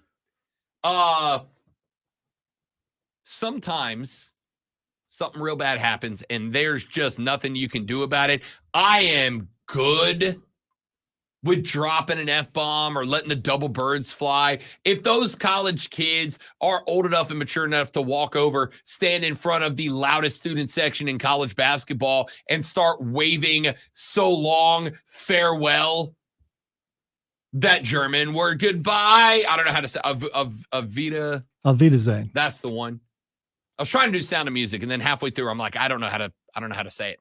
Anyway, if they're good enough, if they're mature enough to hit that, then they're mature enough to see a middle finger or hear an F-bomb. They're in college. We ain't dumb. We know it's a thing. You can't be launching Gatorades down at the kids, man. You can't do it, even if you are the kids. I love that rivalry. I'm not involved with it. I don't have a dog in the fight. I don't care. But we can't do that. It just, that kind of stuff's got to be cut out. I don't care if it is the best rivalry in basketball. We, ladies and gentlemen, have 1 hour left to go. Now, we need to start that hour on a high note, the highest of notes, because it's going to be all intensity. We got breaking news coming out of the NFL. We got to talk about all the moves from yesterday. We got a lot of sports to get to. So to set the mood, to set that high excitement mark, it's time for Lonzo's Sports Flash. Just because we used German on the show doesn't mean you can flag us, Germany. The Carolina Panthers made a number of moves yesterday as free agency began around the league. The biggest was a trade that sends edge rusher Brian Burns to the New York Giants for a second rounder this year and a fifth rounder next year. Carolina also signed guards Robert Hunt from the Dolphins and Damian Lewis from the Seahawks. Hunt won 91% of his pass blocks last year, while Lewis allowed just 3 sacks on 921 pass blocks. Utility defender Frankie Louvu signed with the Commanders, while defensive end Yetur Gross-Matos moved on to the 49ers. The Atlanta Falcons have continued the trend of paying Kirk Cousins a lot of money. The Falcons reached a 4-year agreement with the former Viking that will pay him $180 million with $100 million guaranteed. Another big old sturdy hour of the Rob Brown Show continues next on the Fan Upstate.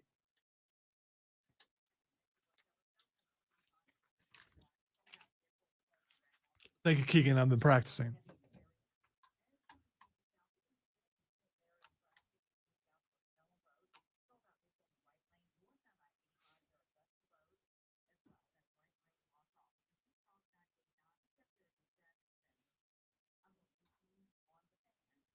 Would you forget your name, Lori?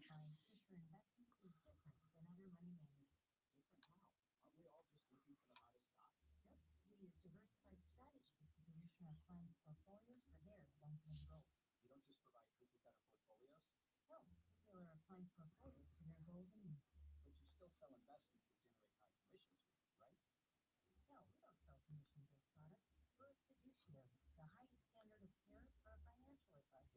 It means we're obligated to act in our client's best interest. I don't know. Rob's been saying Minnesota, and he's probably right. But I don't know. Minnesota just signed Sam Darnold, didn't they? When that Minnesota that signed Sam Darnold? Maybe he goes to Denver.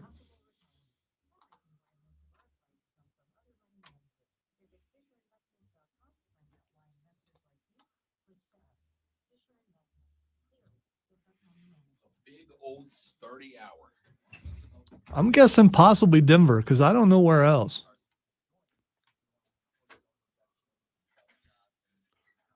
This is Seattle and Minnesota now. Because, so Minnesota's going Sam Darnold.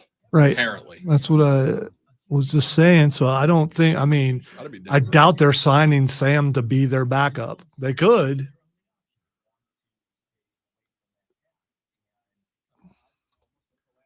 Denver's the only team I can really think of that still needs a quarterback. Yeah. But would he work with Sean Payton? Maybe. It's not a no.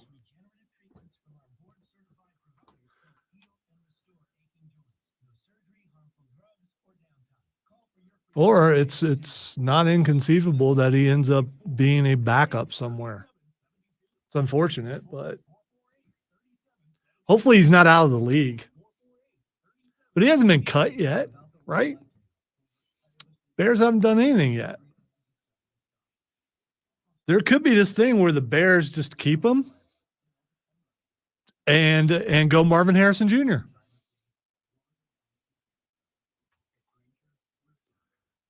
Just because it's unlikely doesn't mean it's impossible. Correct.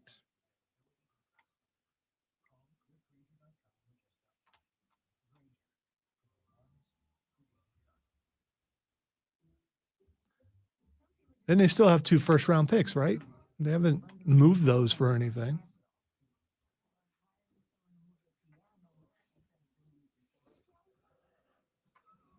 When's their second pick? Is like 8 or something like that? 8. So would there still be a quarterback available if you took Marvin Harrison Jr.? JJ McCarthy and Michael Penix Yeah, Jr. so I mean, you could get both of those and keep Justin Fields if you want it.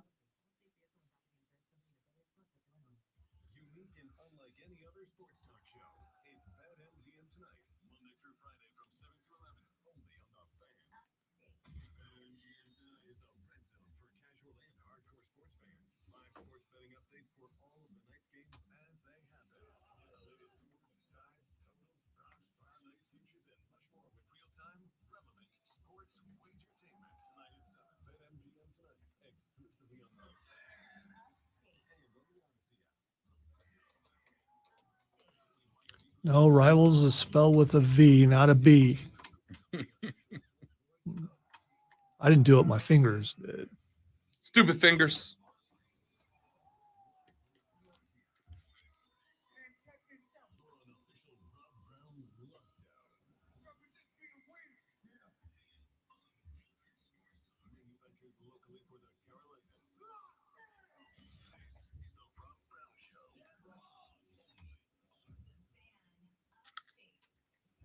Hey, Big Daddy, how you doing? Yeah, buddy. Final hour of the Rob Brown radio program goes right now. It is the Fan Upstate. Welcome back, my friends, to the show. That ends in 58 minutes, as a matter of fact. I am Rob Brown, the great Lonzo, on the ones and the twos, in charge of not just this radio program, but every radio program you've ever enjoyed in your life. Lonzo was the one who made it happen. Winning. Glad to have you with us. You want to be a part of the show? You can do it. Looking for you, Panthers fans. Big day yesterday. Most of it not great news.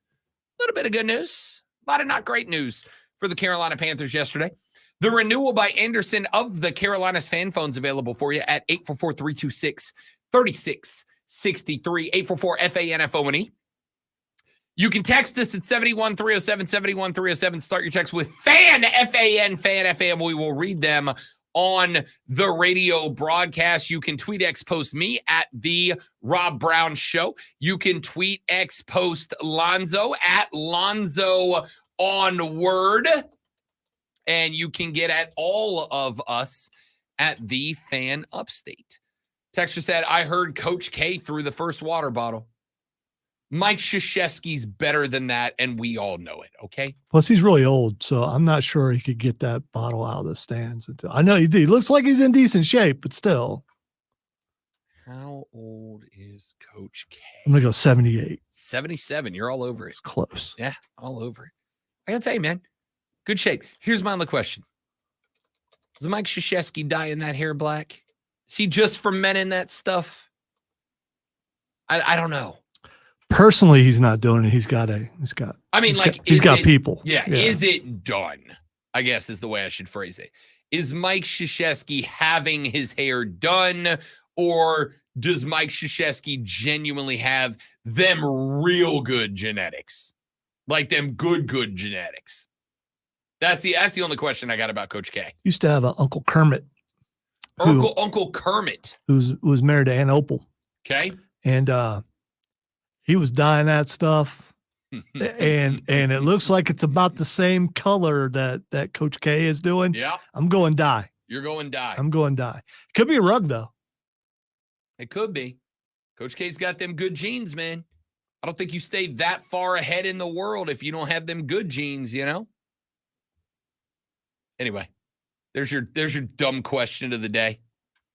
James says, I am of the belief that Kirk figured out the NFL. Yes, he did. Oh, for sure. Yes, he did. He should be everyone's hero who wants to make money being pretty much an average guy at what they do.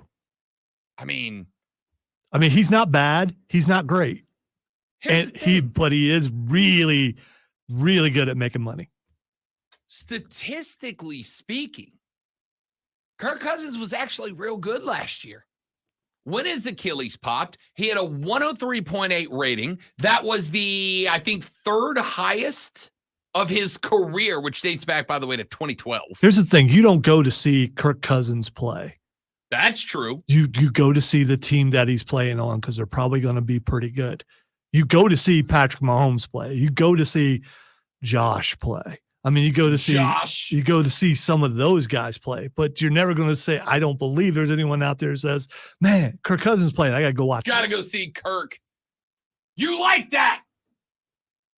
I like Kirk Cousins a lot, man. I like him as a dude for sure. I would agree with that. I don't think anybody's ever gone, I got to go see Kirk Cousins play.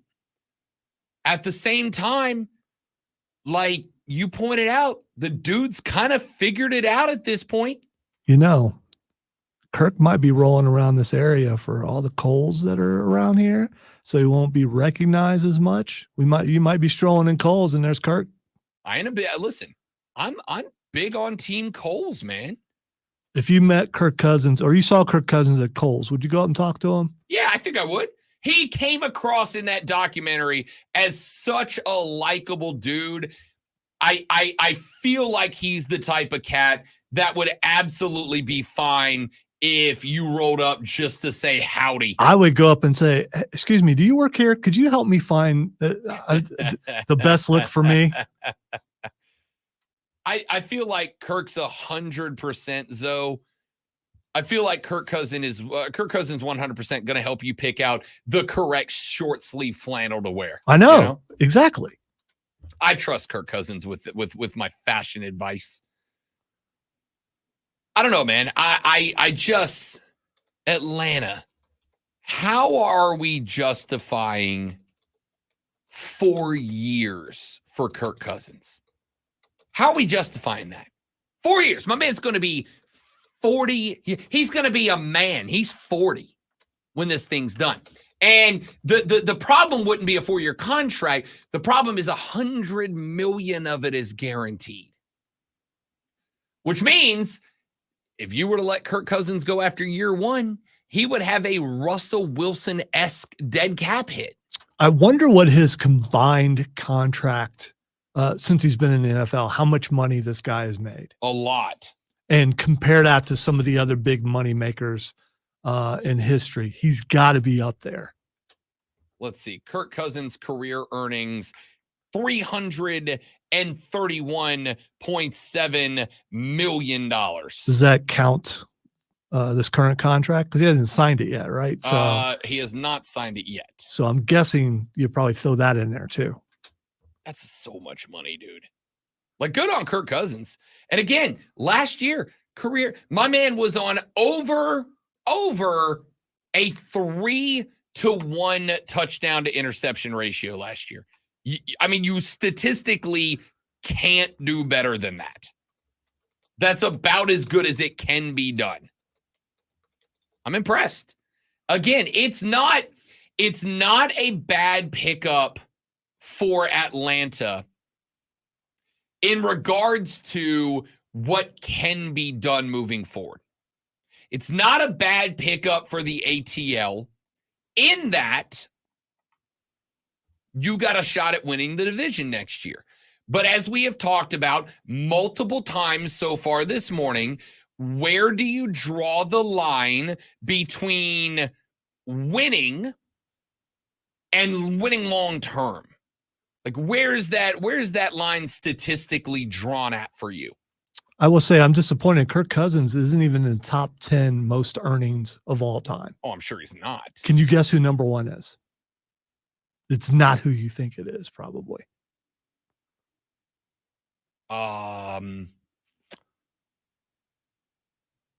It's not Mahomes. It's Mahomes is not on the list yet, but his career is pretty young. Yeah. So think about it. It has to be people with a fairly long career. Brady? Brady's number 2. Brady's number 2. Yes. What is it? Is it a relatively modern, modern they're player? still playing. They were injured last year. Okay. Quarterback, I'm assuming. Mm-hmm. Quarterback injured last year. Come on, dude. Yeah, I know. I feel like I should. I could really give it away and say he played one play. Aaron Rodgers. Yes. Is the highest career earner. According to this, he's made 342.5, followed by Brady at 332.96. Number 3 is Matthew Stafford. Matt Ryan is number 4. Look at Matt Stafford. Matt Ryan, baby. Matt Ryan, number 4. Drew Brees, number 5. Ben Roethlisberger, number 6. Russell Wilson comes in at 7. I knew Russell was going to be somewhere because that contract Denver gave him was stupid, hence the $85 million cap hit. Eli at 8, ahead of Peyton at 9. Wow. And then Phillip Rivers at number 10. Thanksgiving dinner fun around the Manning family household. I mean, it was close. Eli had 252 and Peyton 248. Damn, Pepe, what were you doing? And I think Eli is probably catching, if not caught him in endorsements now, because he's like in all kinds of commercials now too. They both are. But thanks to the Manning cast, it's really helped Eli out. I think for sure. Now that's I'm assuming that's just football earnings, correct? Yeah, that was just on the field earnings. Okay. Eli got fat stacks after he knocked off Brady and the Pats, didn't he? Like, that's got to be it. That contract he signed after he won that Super Bowl. As far as money goes, I don't think Aaron Rodgers is that much of a surprise, but Tom Brady kept taking less money. He did, and Yeah. I think I always thought Brady deserved more credit for that than he got. But also, he spent the majority of his career married to, at the time, the richest woman on planet Earth. Like, Tom Brady had Tom Brady's career and still was not the breadwinner in his own household. You understand why I said for so many years? According to the internet, he was not the only guy in his own household. So, I mean, I'm just saying. This is why for so many years I said the only reason you dislike him, but I say you, I mean all of you that fall into this, the only reason you dislike Tom Brady is because you ain't Tom Brady. Because Tom Brady has the life that every one of us said as a kid we wanted growing up. Every one of us. I'm going to be an NFL quarterback. I'm going to win a bunch of Super Bowls. I'm going to do this. Every one of us said we wanted to be, when we drew up our perfect lives in elementary school, every one of us wanted to be Tommy Touchdowns. married a supermodel, won a bunch of Super Bowls, NFL quarterback. Every one of us wanted to be Tommy Touchdown when we were a kid. And if you say you didn't, you're lying to yourself or me. You think Kirk Cousins will be at Six Flags? That might be a good reason to go. That's still open in Atlanta, right? I haven't been in a while. Is Six Flags over Georgia still open? I have no idea, to be honest with you. I think so. I genuinely have no idea. I'm back past the weight limit, so I can't ride anything, but you know. I don't get it, Atlanta. I don't get that contract. I'm sorry. I don't understand that contract. In what world are you signing up for 4 years of Kirk Cousins? It's still open, by the way, Six Flags. I'm surprised you haven't been there since you've been here. Not an amusement park guy? I'm not an amusement park guy. I'm just not a go out of my way for an amusement park guy.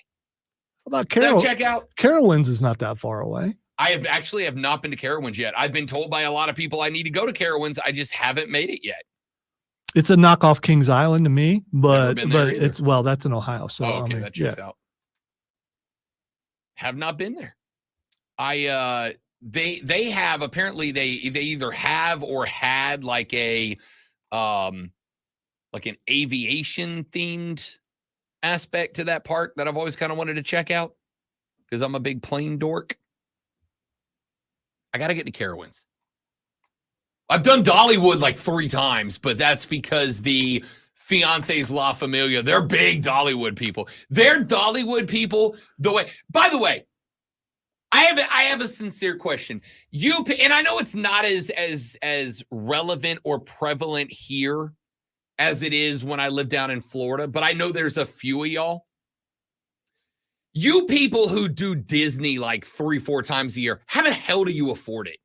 Like, even if you're rich. I still have never been. I've always wanted to go, but I still have never been. It's worth going. I shouldn't say I love, because I'm not one of those people. Like, even when I lived in Florida, and if you live in Florida, you get like a local discount. Like, everything's like 10% off or something. Even when I lived in Florida, it was like once every other year or so. But those of you, and I know there's a few of you around here that hit Disney like 3-4 times a year. Number one, do you not get bored of it? And number two, how the hell do you afford it? It looks really expensive. It's super expensive. See, I haven't been in Dollywood, but I get sick when I go into the mountains. That's the only thing that's stopping me. Dollywood's great. I enjoy it. Dollywood's a spot. Like Dollywood's a one-day park. You know what I mean? Like Disney World, there's like, it's really Orlando. There's like 9 parks down there. There's 3 Disney parks. There's 3 Universal parks. That's where I want to, I would like to go to Universal. I don't care about Disney World so much. I always wanted to go to Universal. Disney's good. I would say Disney's good. The older you get, your priority in parks shifts a little bit, you know? Like when you're a kid, Magic Kingdom's the way to go. That's where all the Disney characters are. And then you have Hollywood Studios, which is a Disney park, but it's kind of more focused on the movie elements of everything. But that's Universal Studios as well. And then once you get to be an old like me, Epcot jumps way to the top of the list. Epcot's got the World Pavilion. You know, there's like 30 different countries and mini parks around it. And they have all the food and the drink. And then there's the tech and science world, and that's all good stuff. I don't know, man. Like, I don't understand how people go to that same spot 3-4 times every year and love it every time. I'm looking to see if Carowinds has a senior citizen discount. I'm eligible, by the way, for those. I just haven't used them yet because I think once you use one, it's too late. It's over. So where should I use my first senior citizen discount? Golden Corral. It's tempting. Texture says, James said, isn't this the same team that paid a ton of money to get rid of Matt Ryan? Yes, it is. Which is why he's on that list. Yeah. Yeah. Matt Ryan got $40 million worth of dead cap charge to get out of Atlanta. That means $40 million that went into his pocket to not play for the Atlanta Falcons anymore. And it's still not even half of what the Denver Broncos have to pay to Russ Wilson to not play there anymore. Would Atlanta have been better if he had stayed? Yeah. Yes. I would have taken, I genuinely, in week 9, if I was Atlanta, I'd have called CBS and paid Matt Ryan's buyout contract to get him out of the booth and back onto the field. I think Matt Ryan coming 10 weeks out of the box, out of the booth, would have been better than Desmond Ridder. Yeah, we saw what Flacco did. I mean, so, Yeah. and Matt Ryan, I believe, is younger. So, Again, Atlanta would have won the division last year. Atlanta would have won the division last year if they had not Desmond Ridder back there. If they had not Desmond Ridder, it'd have been a different ball game. It's mind-numbing to me. That is why they had to go get a Kirk Cousins. And again, it's not the signing Kirk Cousins that I have a problem with. It's not a Kirk Cousins signing that I have a problem with. The problem is a 4-year, $180 million deal. What are we doing? What are we doing? Now, maybe 4 years from now, I'm eating these words. Maybe 4 years from now, hell, maybe the Falcons go back to back NFC South championships. And I'm sitting here going, all right, best $180 million that Atlanta ever spent. Maybe. But I'm not betting on it. did you think you broke it? Yeah, I really did. I didn't even touch it, though. Yeah, you put some power behind it, and it was just a right angle, I think. I don't know. It's happened before. It's very weird. Maybe this signing works out. But that just feels like a hell of a lot of money to pay to a guy who, again, was having a magnificent season statistically. When he got hurt, he was already over 2,300 yards, 18 tutties to 5 picks. And here's the thing, and this is where the signing does make sense. The signing makes sense because for a lot of these guys that have seasons like Kirk Cousins had last year, it is more than fair, as it is with quarterbacks who fail, to look at the team around them and evaluate. There's the old phrase, quarterbacks get too much of the credit and they get too much of the blame. A lot of QBs have success and a lot of QBs fail, not because of their talent or their skill set, but because of the talent and skill set or lack thereof of the guys around him. Kirk Cousins absolutely benefited from having the skill set that the Vikings had built around him last year. Starting with Jordan Jefferson, they had a good rotation built around him last year, and he benefited from that. But here's the good news. He comes to Atlanta. I have made the argument already that the Atlanta Falcons, without a doubt, the Atlanta Falcons have a tremendous skill position set around and not a bad offensive line. Not a bad offensive line at all. So he moves from Justin Jefferson, Jordan Addison, KJ Osborne, TJ Hawkinson, and who was his running back last year? Madison last year. To a team now where he's going to end up with Drake London, a first-round pick, Kyle Pitts, a first-round pick, Bijan Robinson, a first-round pick, backed up by Tyler Algier, Van Jefferson, who was very successful in LA before he moved down to Atlanta, a good offensive line. I mean, Kirk Cousins is in a great spot. And let's call it what it is, great one. If he is able to maintain the consistency in Atlanta that he had before the injury he suffered last year in Minnesota, Kirk Cousins will be good in Atlanta. He'll be good in Atlanta. And yes, absolutely, I believe this team is the odds-on favorite right now to win the NFC South. In fact, let me go see if the BetMGM lines are out on that. Would you take that bet right now? Atlanta's the best team in the NFC South with Kirk Cousins at the helm? Yes. If anyone's going to give them competition, it would be Tampa Bay. But yeah. Yeah. I mean, and even with Tampa Bay, I mean, they brought back Baker Mayfield. They brought back Mike Evans. Let's see. NFC South winner. Yeah, Falcons even money odds on favorite. Falcons plus 100, Tampa plus 260, Saints plus 300, Panthers plus 1,400. That's right. That's about right. That's exactly what I would have thought. Texas said Falcons lost to a Vikings team last year without Kirk Cousins. Dude, because of Desmond Ridder. I got into this conversation, almost a debate with my friend Trista Crick from BetMGM tonight last week. Name drop. You're damn right it's a name drop.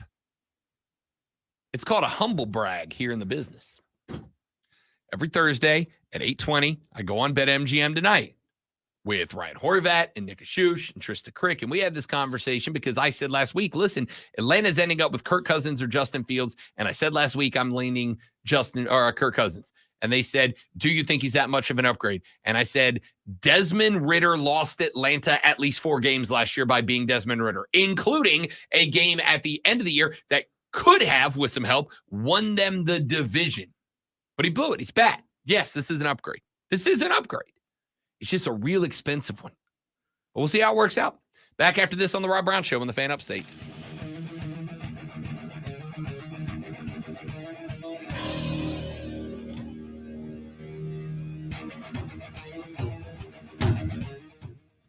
This break's a little bit shorter because someone didn't update something, but I don't care. So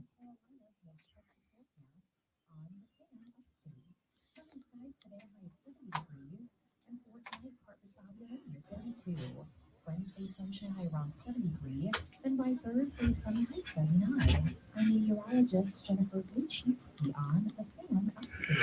Currently, it's 45.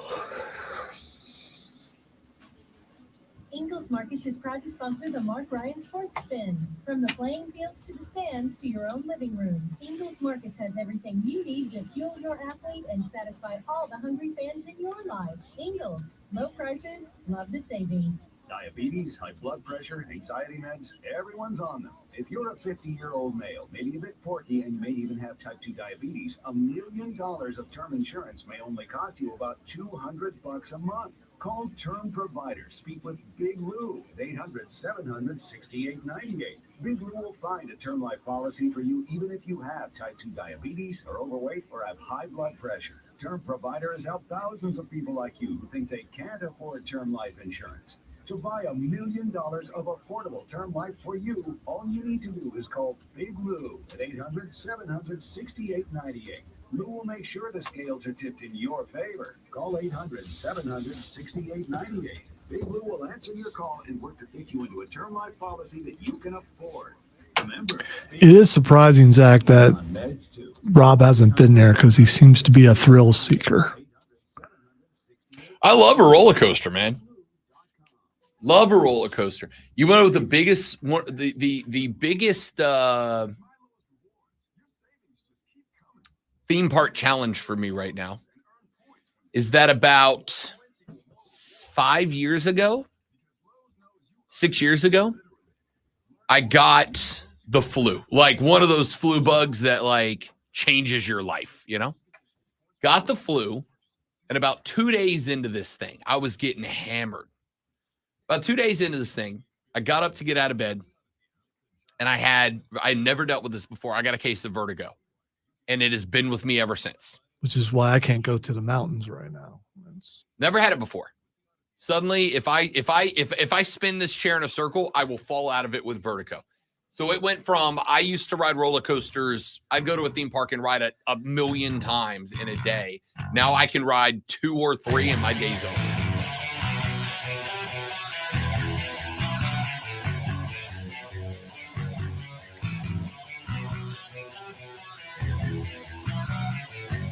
See this drama yesterday between Saquon Barkley and Tiki Barber. So Tiki Barber, of course, used to be a running back for the New York Football Giants. Saquon Barkley now also used to be a running back for the New York Football Giants. He, however, committed the mortal sin of signing with the division rival. Saquon Barkley could not strike a deal. The Giants did not want to strike a deal with Saquon Barkley. So he agreed to one with the Philadelphia Eagles, of course, an NFC Eastern division rival. Barkley wanted a long-term deal with the Giants. He was vocal about it last year when he got tagged. The Giants did not give it to him, but he got a good deal from the Eagles, a 3-year, $37.75 million deal with $26 million guarantee. Now, most guys would be happy for Saquon Barkley. He got that cheddar, not Tiki Barber. Tiki Barber on his show on WFAN radio up in New York, along with a friend of mine, Sean Marash, said, quote, "Good luck. You're dead to me." Now, Lonzo and I have had this conversation in the past about guys in this job because we kind of have to walk a line where we have a foot in the world of analyst who knows ball and a foot in the world of fan. I'm a bit of a fan. Now, I've told you my fandom spurs from the fact that when our local teams do good, I get paid more, and I'm a big fan of that. Woo! And I don't hesitate to admit it. But, you know, we kind of got a foot in both worlds. Tiki Barber doing the same thing here. As a Giants fan said, "You're dead to me." But that's not the end of the story. My favorite part was when Saquon decided to fire back at Tiki on Twitter. He said, quote, "LOL, yup, you're the prime example of loyalty to a team. I got the deal I wanted, secured more money, which wasn't given to me before. So if fans are going to hate me for that, so be it. But I never turned my back on my teammates and always had theirs." Ooh, running back drama. I like it a lot. Now, because we're talking about running back drama, has free agency taught us the value of a running back? Why? Because we have got some contracts that have been signed. The top 5 guys that were available via free agency: Saquon Barkley, Derrick Henry, Austin Ekeler, Tony Pollard, Josh Jacobs. Saquon Barkley is an Eagle. Austin Ekeler signed with the Commanders. Tony Pollard replaces Derrick Henry with the Titans, and Josh Jacobs is now a Green Bay Packer. Can't be mad about this one. Great one. It's in the context of a story. I know. Okay. But you butchered this entire day, and I'm scouring. And so, I mean, you know, I still have 2 on the list, but I mean, you can get rid of those in the next 20 minutes, and then we have nothing. Of the 5, 3 of them played on 1-year deals last season. Barkley was on a 1-year, $10 million deal. Pollard was on a 1-year, $10 million deal. Jacobs was on a 1-year, $12 million deal. The other 2 were in the final season of a 4-year deal. Derrick Henry was at 4 years for $50. Austin Ekeler, 4 years for $24.5 million.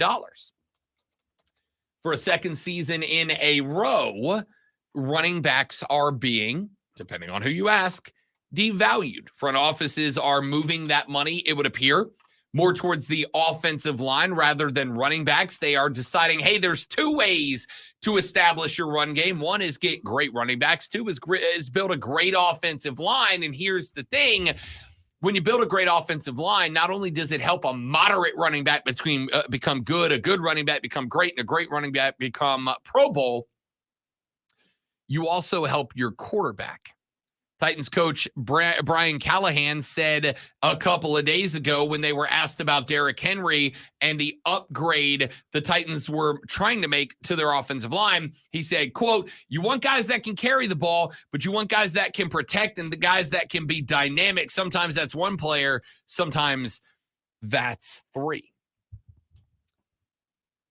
187 players are on multi-year contracts worth $10 million annually. 187. Let's play the Rob Brown Show Home Edition, shall we? Pencils up, kids. 187 NFL players are on multi-year contracts worth $10 million. Lonzo, how many of those 187 are running backs? Let me go with 0. You're very close. It's 5. 5 out of 187.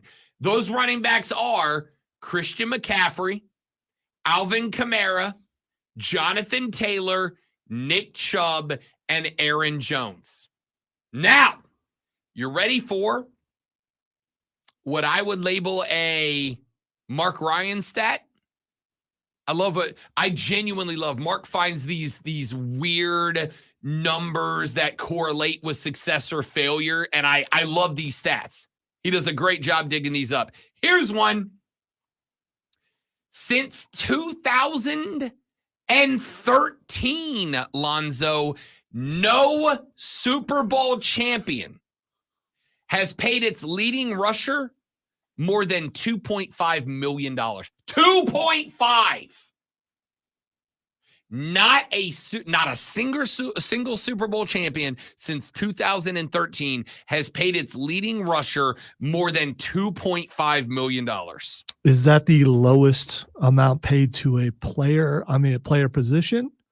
Is there any position lower than that? Like maybe offensive guard or something? Honestly, I can't imagine the answer to that. Yes, I can't. The last guy to be paid more than $2.5 million and win a Super Bowl was in 2012 when the Giants were led by Ahmad Bradshaw, who I think was making like 3. So even that, I think if you bump that number up to $5 million, I bet it would go back a few more years. Maybe back to the Saints in 2009? Maybe? With Reggie Bush? Maybe? I'm not even sure because I think he was still on his rookie contract in year 3 when that happened. So he might not have been paid more than 2.5 in a single year. But I think at this point, like, it's gotta suck to be a top-notch running back at this point, right? It's gotta suck because the valuation has plummeted. Now, speaking of one-year deals worth more than $2.5 million, Aaron Jones got cut by the Packers yesterday, is expected to sign a one-year $7 million deal with the Minnesota Vikings today. Jones spent 7 seasons with Green Bay. He is 3rd all-time amongst the franchise's rushers, was released Monday to make room for fellow running back Josh Jacobs, who reached a 4-year, $48 million deal with the Packers. Jones will join a reshaped Vikings offense seeking to replace Kirk Cousins. It looks like they will do so with a 1-year deal with Sam Darnold. Of course, the Vikings released running back Alexander Mattison last week. So Minnesota has Ty Chandler on the board right now, who amassed a whopping 327 yards from scrimmage last year. Attaboy, Ty. Hey, he only played 4 games, in fairness. Jones could provide an upgrade for Minnesota after rushing for 226 and 3 touchdowns in Green Bay's surprising 2-game postseason run last year, but he is also coming off his least productive regular season. On the season, 142 carries, 656 yards, 2 touchdowns since his rookie year of 2017. The 2020 Pro Bowler has averaged 5 yards per carry over 97 career games, rushing for 5,940 yards, scoring 63 total touchdowns, 45 on the ground, 18 through the air, with his 272 passes for 2,076 yards. I don't know, man. Even on a 1-year deal, that's a lot of money.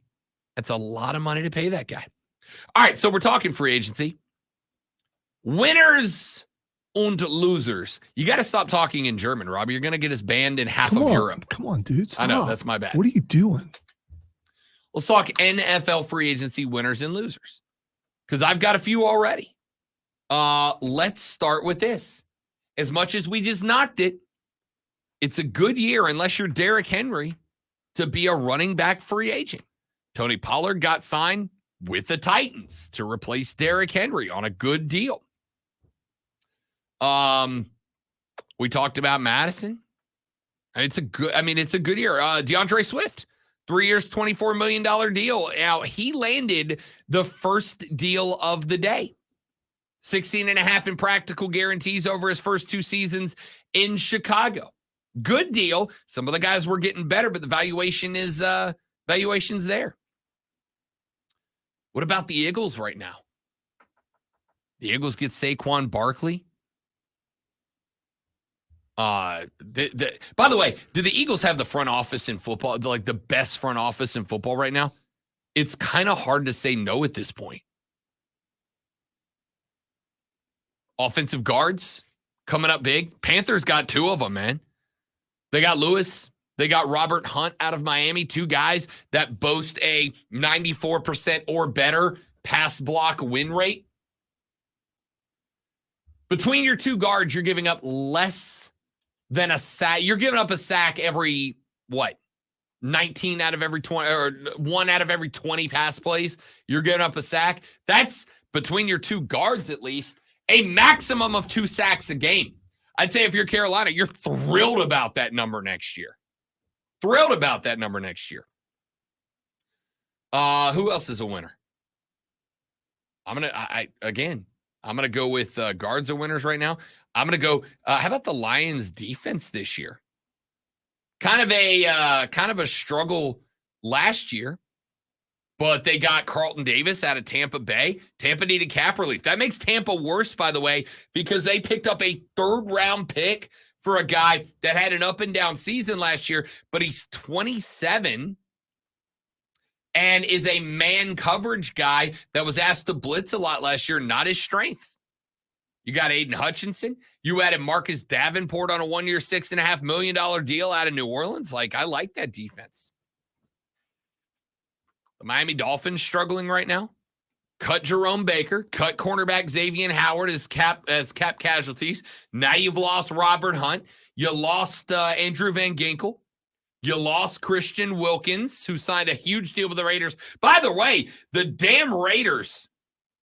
The Raiders made, obviously, great one, the biggest splash in free agency by getting Gardner Minshew to come to Vegas. You're telling me, listen, I'm not a reality TV guy, Zoe. I want cameras on Gardner Minshew in Las Vegas every day as long as he's there. As long as he's there. See, I thought you were going to talk about Christian Wilkins going there and being paired up. Second biggest move. Yeah, okay. All right. Because Crosby and Wilkins will be a scary duo. I'll tell you right now, Patrick Mahomes can't be thrilled about what the Vegas Raiders are doing right now. Wilkins, Crosby. If you can't beat him, sack him. Although I think he is like the best quarterback against blitzes and things like that. So I guess, I don't know. But here's the thing. Against blitzes, if you're the Raiders, if you're Kansas City's offensive line, you've now got 2 of the best pass rushers in the game across the front. Good thing Kansas City doesn't have, really bad tackles who line up off sides a bunch. And it's a good thing they don't have that problem. Max Crosby on the left end, Christian Wilkins on the left tackle. I would like to wish every right guard and right tackle in the AFC the best of luck. That's going to be nasty. Anna Butler and Malcolm Kuntz on the other side aren't a bad couple. And then they are backed up with my favorite name in the NFL today, Lonzo, Divine Diablo. Best name in football. Okay, the Holy Devil. All right. Best name in football. Who's the starting quarterback for the Raiders? I just told you. It's Gardner Minshew? No, it's going to be Aiden O'Connell. Okay, if you say so. Who's Aiden O'Connell? The guy who replaced Jimmy Garoppolo, who, by the way, is still on that roster, just in case you're keeping track. Get your money, Jimmy. Aiden O'Connell last year, to end the regular season, 62% completion percentage, 2,200 plus yards, 12 tutties to 7 picks, and an 84 rating. That's above average. It's not great. It's just above average, but that's above average. So he did better than Bryce Young? Everybody did better than Bryce Young. Everybody. I'm not gonna sit here and argue that the man was a legend last year. Everybody was. He was the worst starting quarterback in the league. What I'm saying is it's not on him exclusively. I purposefully for the last hour have kept your blood pressure down. I thought maybe I could, get it back going before we leave. Yeah, way to end the show. That way you can get your after work stuff done quicker. Yeah. All right. We got to run to our final break of the day. When we come back here in just a minute, what the X is going on. Lonzo's going to tell me what's trending. 2 things that are trending apparently in the way. Get some live ones. We get some live ones during the break. I found another one. No, there's nothing. I mean, there's a ton of politics going on, but I'm not using those. So, I mean, we'll be all right. 58 votes on our poll. 93% of them say Lombardi lasts forever, by the way. What the X is going on, you ask? I'll tell you. Rob Lonzo and you back after this on the Rob Brown Show on the Fan Upstate.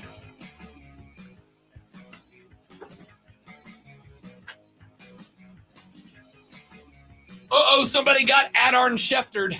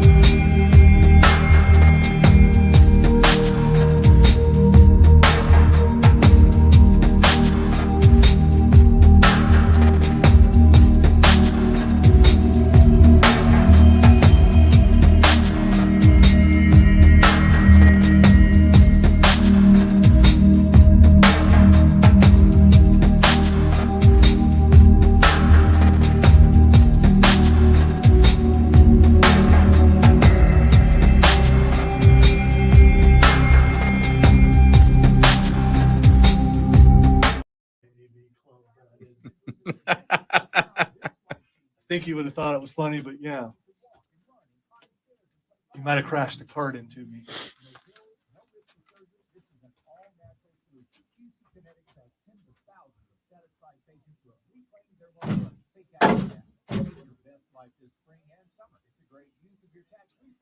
No, without a doubt, Chris set up the projector every time. You know he did.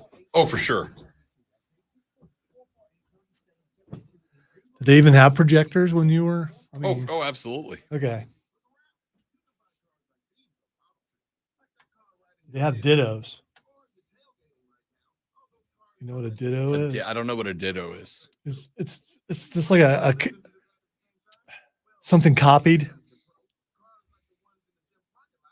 like a Xerox. Yeah. But a ditto just had a certain smell to it.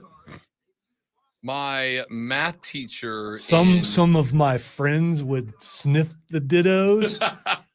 Like huffing glue? Yeah. Well, the ink had a certain smell to it. Okay. My 8th grade math teacher, Miss Grady, who is my least favorite teacher ever. No, that's not true. 2nd grade, Miss Thomas was a terrible person. Miss Grady used the overhead projector every class. And literally, she would make a transparency of whatever we were learning that day straight from the book. And then she would just project it on the screen and then just be like, read this. And that would be math class. It was the worst thing. We all disliked her immensely. And to this day, I can still smell her dry erase marker and that damn projector light bulb that would get to be 8,000 degrees.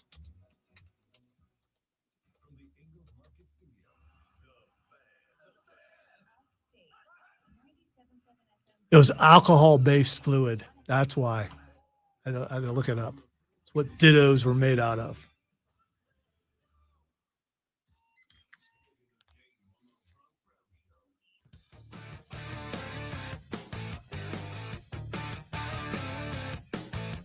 Texas said last time I took my kids to Disney World, we got free tickets for doing a timeshare audition.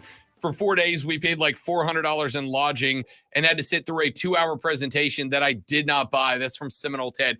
I got to tell you, I've heard of, I know people who do that. They go sit through a timeshare presentation because you get like a 3-night hotel stay at a theme park or something. As non-confrontational as I am, though, I think I'd rather just pay for the hotel than sit through that. We've been places early on in our marriage where they try that stuff. I'm like, come on, you cannot, because I know they'll talk her into it. Probably it's like, no, we can't do that. It's not worth it. Yeah, but we get to go to this place free. It's like, yeah, I don't want it. No. Can you just roll in and be like, joke's on you, I have no money? Like, even if you did the greatest presentation in the history of presentations, it wouldn't matter because I don't have any money. I can't buy this thing. We're here on behalf of the company, just testing what your presentation was like. Good job. Yeah, good job. I will give you a good review when I get back to corporate. I genuinely don't know that it would matter. I don't have the money to buy anything.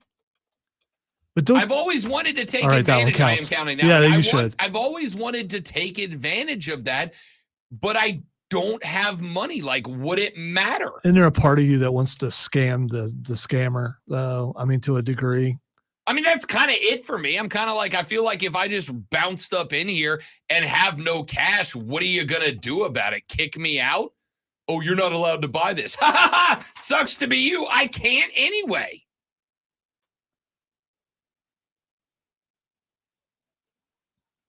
Seems like a good spot. All right. Time to ask Rob what the X is going on. I had a bunch of these, a lot of scribble marks. So the first thing that's Xing is Eric Carmen. Eric Carmen? Don't you be looking it up? No. I'm not. I assumed Eric Cartman. No. But that's a different person. Oh, you know Eric Carmen. You're going to have to. When I was young, I never needed anyone. You don't know All By Myself? You've never heard of All By Myself? I mean, like the song? Yes. I mean, I know the song, but you could give me a billion guesses. He also sang "Hungry Eyes" on Dirty Dancing. I know that one. Okay, all right. But again, you could have given me 1,000 guesses, and I never would have. All By Myself has been used in so many commercials. Oh, again, I know the song. Okay, but 1,000 guesses, I By never the would way, have been able to tell you. It's unfortunate that he passed away. I just want to say that he passed away at the age of 74. So I don't want to discount and make light of the situation that someone died. Rob just didn't know. I mean, very sad. I have no idea who that is. I just want to say it's your own fault for, making me cross a bunch of these out. The next one, I know you know who this is. James Taylor is Xing. I do know some James. I love some James Taylor. One of my favorite artists of all time, man. This is so dumb story. When the fiance, so you're not even going to ask why he's Xing. I mean, oh, you're going to tell me here in a minute. Yeah, because I mean, it could be something. It's his birthday. Okay, all right. Yeah. A couple of years back, when the fiance and I went up to Boston, New York for that vacation we went on, we went to a Red Sox Yankees game. And during one of the inning breaks, they showed who we assumed was James Taylor on the Jumbotron at Fenway. And I'm like, yo, look, James Taylor's here. Noted Red Sox fan, James Taylor. I'm like, yo, would you look at that? James Taylor's here.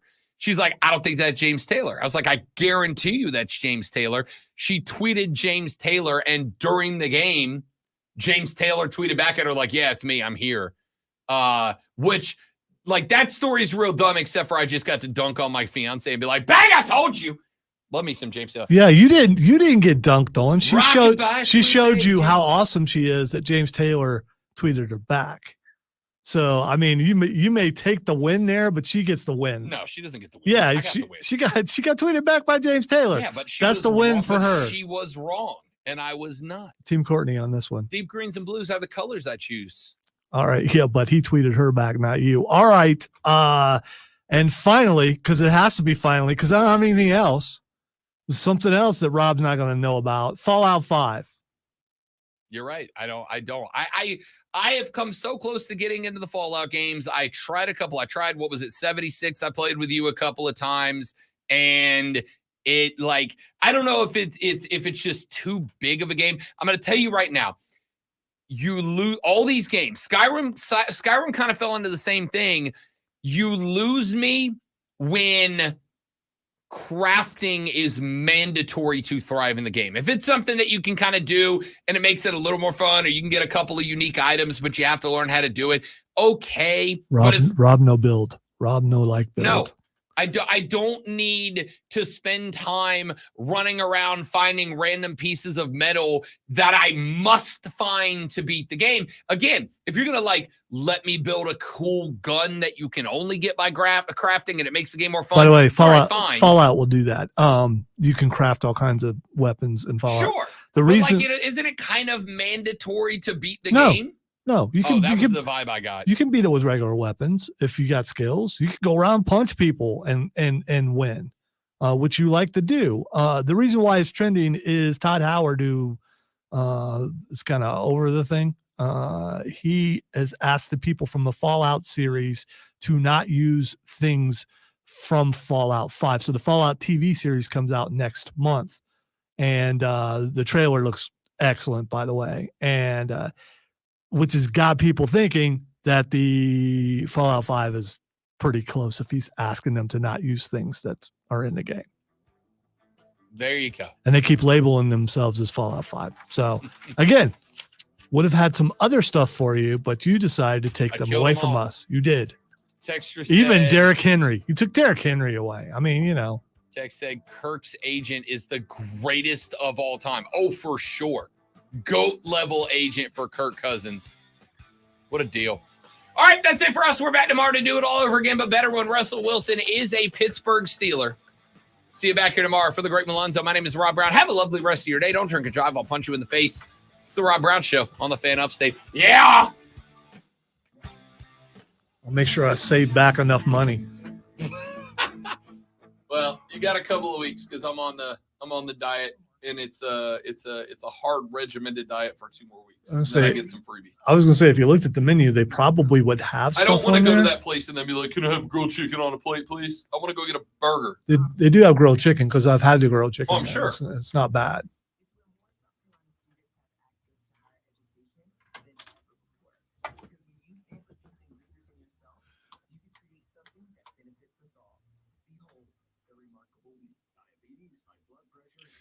All right, dudes and dudettes, that's it for us. I got stuff to do. I hope you all have a lovely rest of your day. You're all spectacular people. Take care of yourselves and your neighbors. See you tomorrow. Goodbye.